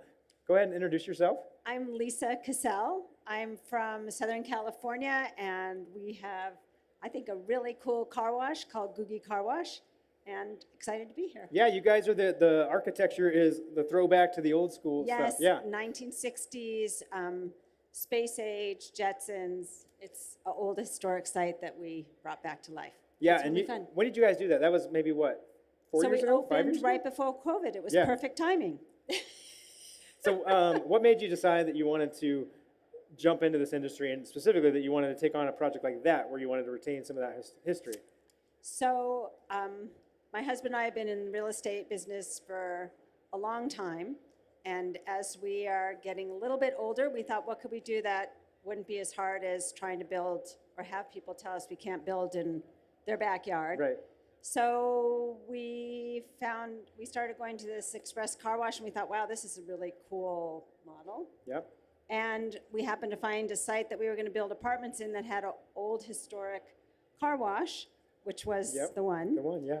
And so eventually we designed the apartments, sold those, and built the car wash. And it's beautiful. I hope you come out and see it. Yeah, I would love to. I remember meeting you all, I think, at your first show before you were doing that. I met you all out on the trade show floor, and I was getting the whole story. So I'm excited that you guys finally got there, and you're just killing it. I love it. We have an awesome manager, and that's who I'm Playing for? playing for. All right. Yes. Awesome. All right. He's well- our district manager. He's awesome. Okay, well, Yeah. let me trade you. Yes, thank Okay, you take you. that. Yep. Yeah, you too. Yeah, absolutely. All right, we're gonna do that. We're gonna do the thing again. Okay, it's 3, 2, 1, drop. Okay, I think we got it. It's pretty simple. All right. Hold it flat against the white. Yep. Hang on to it. Do not drop it. Are you all ready? Here we go. 3, 2, 1, drop. Sunglasses. Awesome. You got some gooders. Hey, come on up, manager. Come on up. You're playing too. You're playing too. Yeah, you can pick. Yeah, you bet. Pick one of those pairs of sunglasses from the table for me, and you can rock and roll. All right. This is your microphone. Thank you. Introduce yourself, please. My name is Greg. I work as the district manager for Googie Car Wash. Yeah. Excellent. I want a big round of applause for him because these are the people that make this business run. Yeah. Yeah. All right. One thing that you've learned at this show that you're taking back. I learned a lot, but I would say that the biggest thing is that one thing that stuck with me, a speaker this morning actually said was, say what you mean what you say, but don't say it mean. Yeah. I think that is a good kind of way to articulate it to the people that work under myself, and being able to coach them better and articulate things better for them. So That's a perfect answer. I love it. All right. Trade me. And go up there and win $100, will you? Yeah. All right. Here we go. Here we go. Dun, dun, dun, dun, dun, dun, dun, dun, dun. Woo-hoo. Yeah, it is. I see. It's a nice ladder, he said. It really is a nice ladder. Okay. Don't drop it until we say the word drop. But not that time, but like next time. All right. Here we go. 3, 2, 1, drop. Here it goes. Here it goes. $50. Hey, congratulations. You are halfway there, just like Bon Jovi. Come on down. We are going to reset our board, and then we will draw for grand prize Plinko. Hang out with us. 4:30. We will start that game. Thanks, everybody. When you're out there, keep it clean.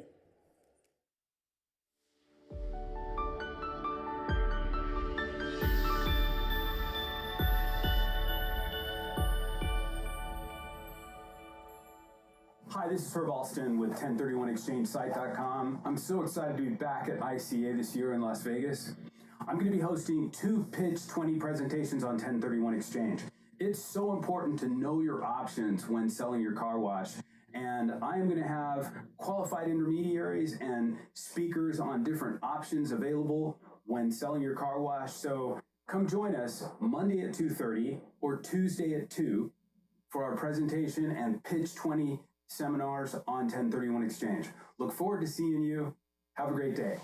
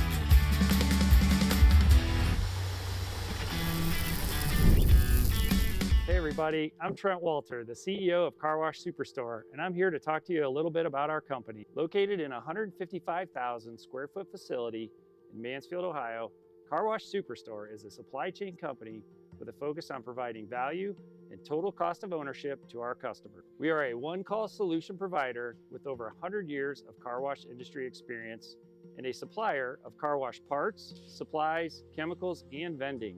We are a stocking distributor for Sonny's, Motor City, McNeil, and all other major OEMs. We are a distributor of National Pride equipment, an established manufacturer of quality self-serve car wash equipment, meter boxes, and water treatment equipment. Car Wash Superstore also offers an exclusive Elite Club membership in which you can get free shipping on everything for 1 year.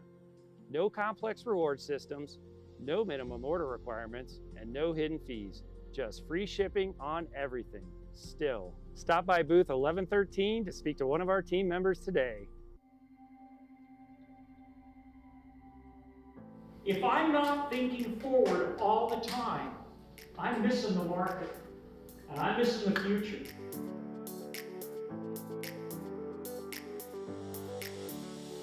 There's a lot of things I'm going to be taking back, but I think the biggest takeaways I would have is just some of the strategies, some of the new ideas, some of the different ways of thinking to impact the business.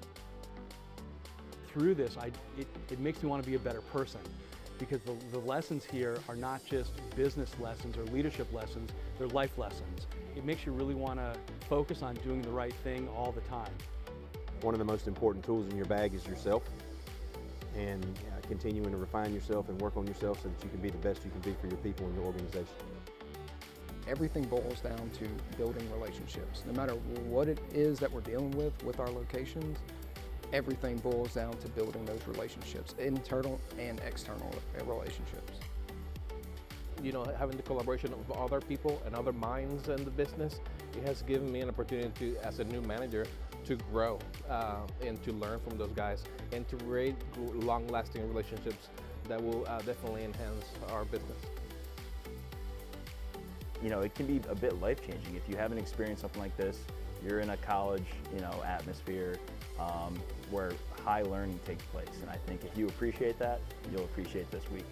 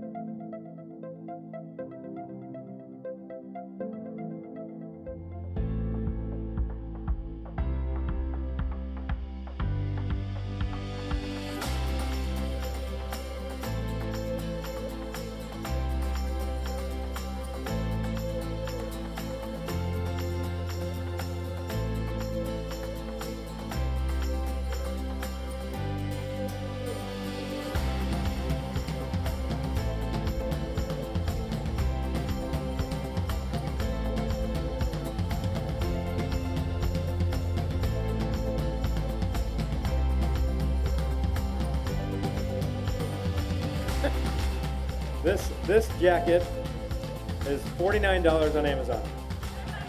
It's the best or worst $49 I have ever spent in my life. I am ready to go.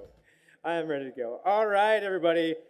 Guess what time it is? It is time for Grand Prize Plinko. All right, we have a good crowd gathered. I hope that you took the time to drop off your ticket in the DRB booth to make sure that you are entered in for the chance to play. Spoiler alert, I'm pretty loose with my prizes, and I give them out a lot, and I give lots of people opportunities to play. So there is a good chance that if you are in this room, you will get to play this game. Not all of you, but your odds are good. Okay, so special thanks here to DRB for sponsoring this and making this all happen for us. This is something that took me, I don't know, 10 years to get done at ICA. We did it for the first time last year. And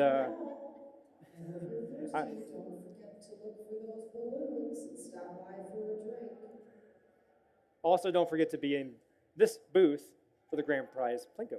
So, all right, here we go. Special thanks to DRB for their sponsorship of this.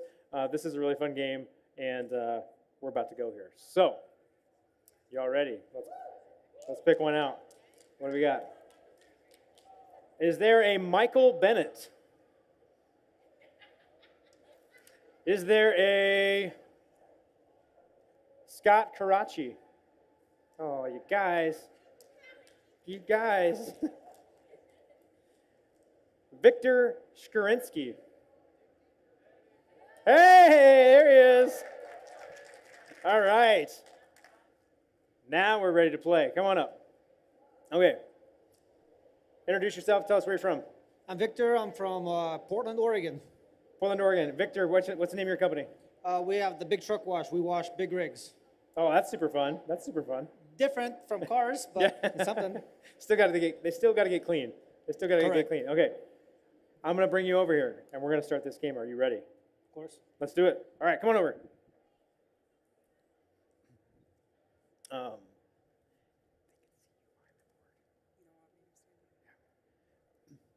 All right. Take this one. You get one opportunity. Yeah, you get two opportunities. Here. Okay, here's the deal. He has 2 pucks in his possession. You will drop 1 puck. We will see what that prize is. You will drop the second puck. We will see what that prize is. And then it's audience choice for which one he wins. All right. I hope you made friends out there. I hope you have a lot of friends out there. No, you can't drop it yet. That one doesn't count. That's too bad. I forgot to tell you the first rule. Don't drop it till we say drop it. We'll see if we might count that anyway. Okay, we're gonna count you down. We're gonna go 3, 2, 1, drop, and then you drop it. Are you ready for the $500? Here we go. Okay, ready? 3, 2, 1, drop. Here goes. Oh, close. Okay, so that's a solo stove. Option 1 is a solo stove. Now you don't have to take that on the plane with you.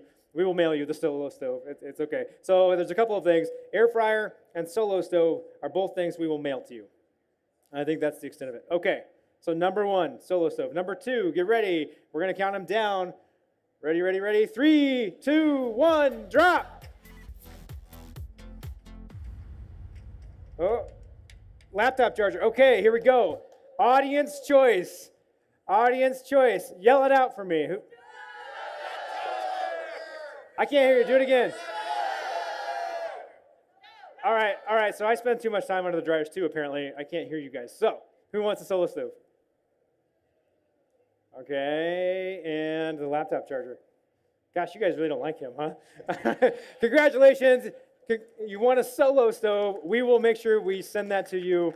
We'll get some of your information, so hang out here with us right here in the front, and we'll get you all taken care of. Do we have any time for any more? Or, I don't know. You guys are probably kind of tired. It's been a long couple of days. All right, we'll do more. Let's see. Let's pull a couple, and let's see what happens, shall we? All right. We have, coming out of the bag, Shamir Lalani. Oh, sorry, Shamir. Justin Peterson. Ooh, no Justin Peterson. All right. Dawn Marie Peterson. They're not here either. You know that. All right, here we go. I'm going to draw 2 more, and then we're going to do this a different way. Daniel Sawiski. 1 more. Zelda Mora. All right, look under your chairs. One of your chairs has a golden ticket to play a grand prize Plinko. Who's got it?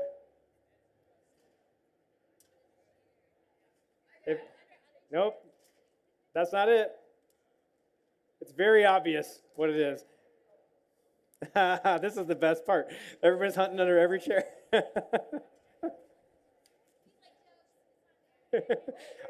Oh, that's okay. Bring it up. Bring it up. Come on up.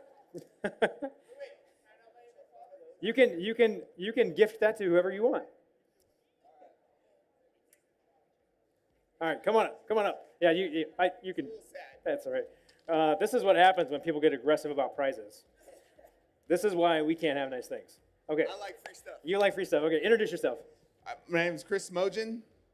Where are you from? From Ventura County, California, and we own 5 self-serve coin ops. Okay, nice, excellent. First time on the show? No. No. 4th year. 4th year. Okay, so what's the thing you're taking back to your business this time? Lots of good contacts from people that we're having a hard time with our distributors. Gotcha, excellent. And those relationships are going to mean all the world to you. Oh, and they're going to not like me in the future, but it's okay. That's okay. That's okay. That's part of the game, right? Okay, so I'm going to trade you. I'm going to give you 2 drops. Don't drop it until we count you down. Oh, I've watched. Okay, all right. I'm not going to explain it to him. He's got it. He's got it. All right, go on up there. Let's see what we're going to do here. Again, this is an audience choice game. You were talking about relationships. I hope that the people that aren't going to like you are not out there right now, because that's not going to end well for you. But, all right, good. Okay, so count it down with me. Are you ready?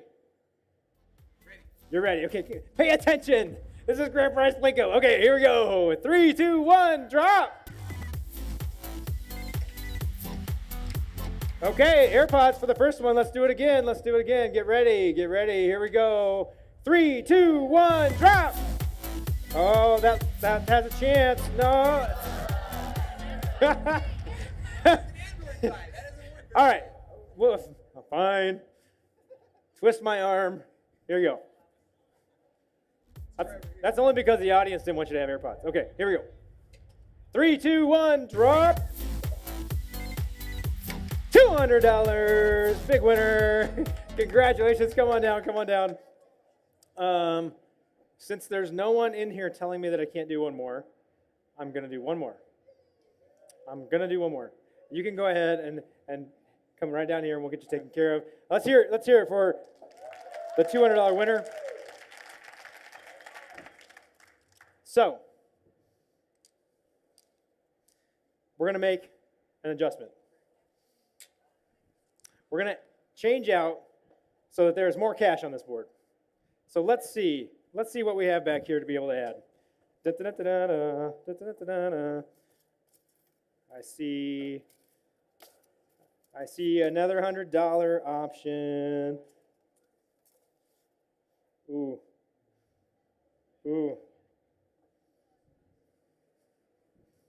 Okay. Audience choice. Hold on. Let me make sure there's no mirrored things behind me. My jacket's probably a little bit mirrored. Okay. Here we go. Audience choice. What goes on the board for the extra slot? Right hand? My right hand. That's this one, in case you remember. This is my right or my left hand.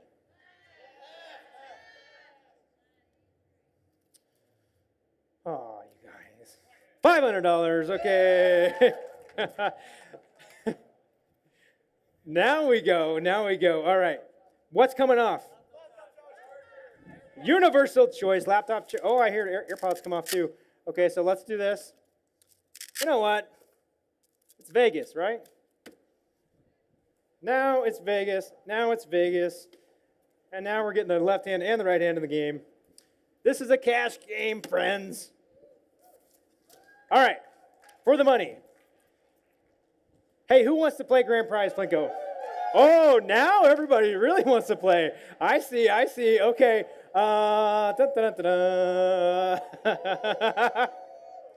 Okay. All right. I'm sorry, that's all the time we have today. I'm just kidding. Okay. Right here, I think that's a brown shirt. Yeah, right there. You come on up. I'm going to bring one more person up. Striped shirt. Yep, right there. Yep. Okay.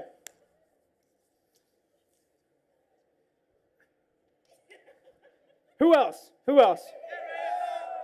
Right here. Yep, with the glasses. Yep. One more.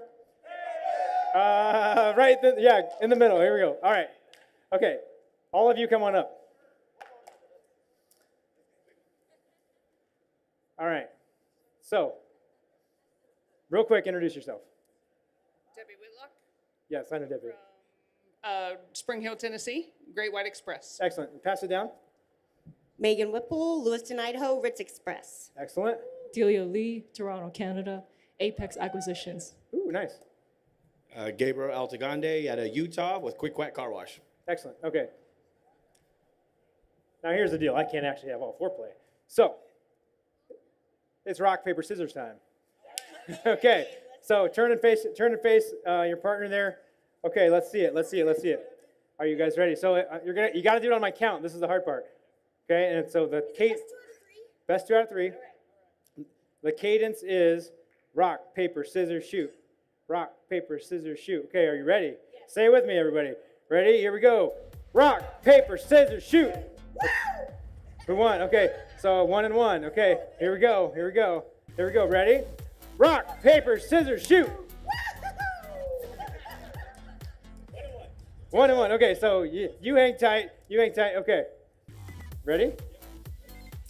Rock, paper, scissors, shoot. Okay, now Debbie and I forgot your name already. Gabriel, you guys play. No, you guys play. Not the grand prize. Blanco, come on. Okay, count it down. Here we go. Ready? It's rock, paper, scissors, shoot.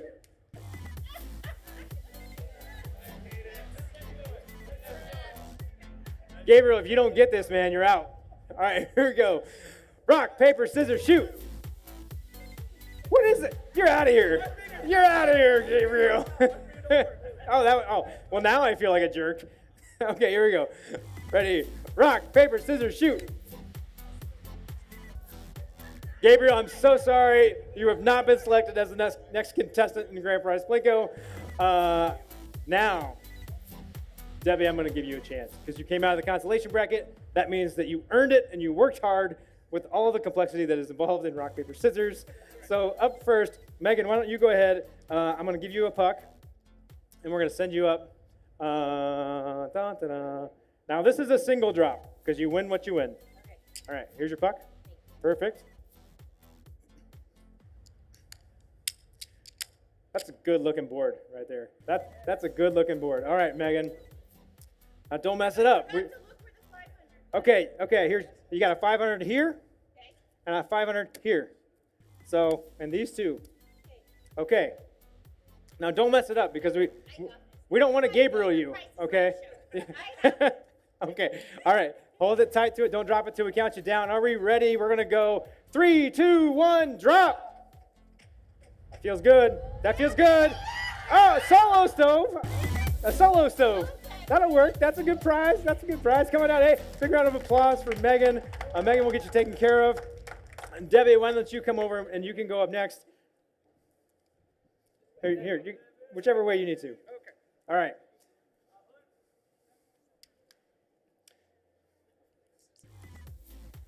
I see. So y'all laughed at me when I keep talking about this ladder, but everybody that's gone up there has said, this is a really nice set of stairs.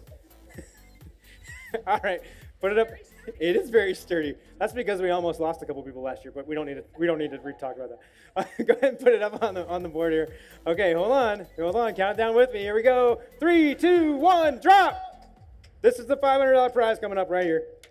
$500. Nice job, Debbie. Come on down.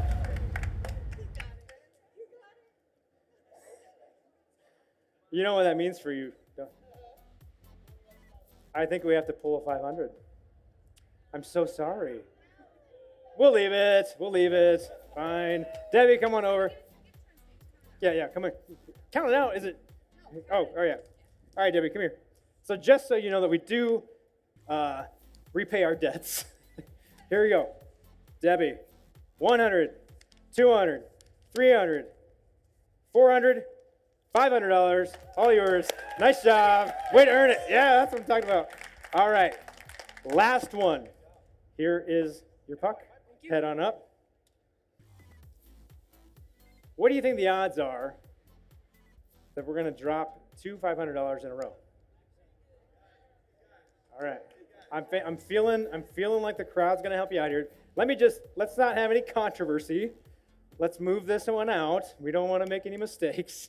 Okay. Here we go. Not until we say drop. Here we go. 3, 2, 1, drop. Here it is. Here it is. Hey, $200. That's not bad. Come on down. Come on down. Awesome job. Awesome job. You are going to. Perfect. Okay, come on out. So not cash money. This is plastic money, but it is valid anywhere that visas are accepted. That's $100, $150, $200. Thank you so much. Congratulations. Awesome, awesome, awesome, awesome. Hey, that really is all the time we have. And frankly, that's all the money we have to give away. So thank you so much for spending some time with us today. Thanks for coming by for Grand Prize Plinko.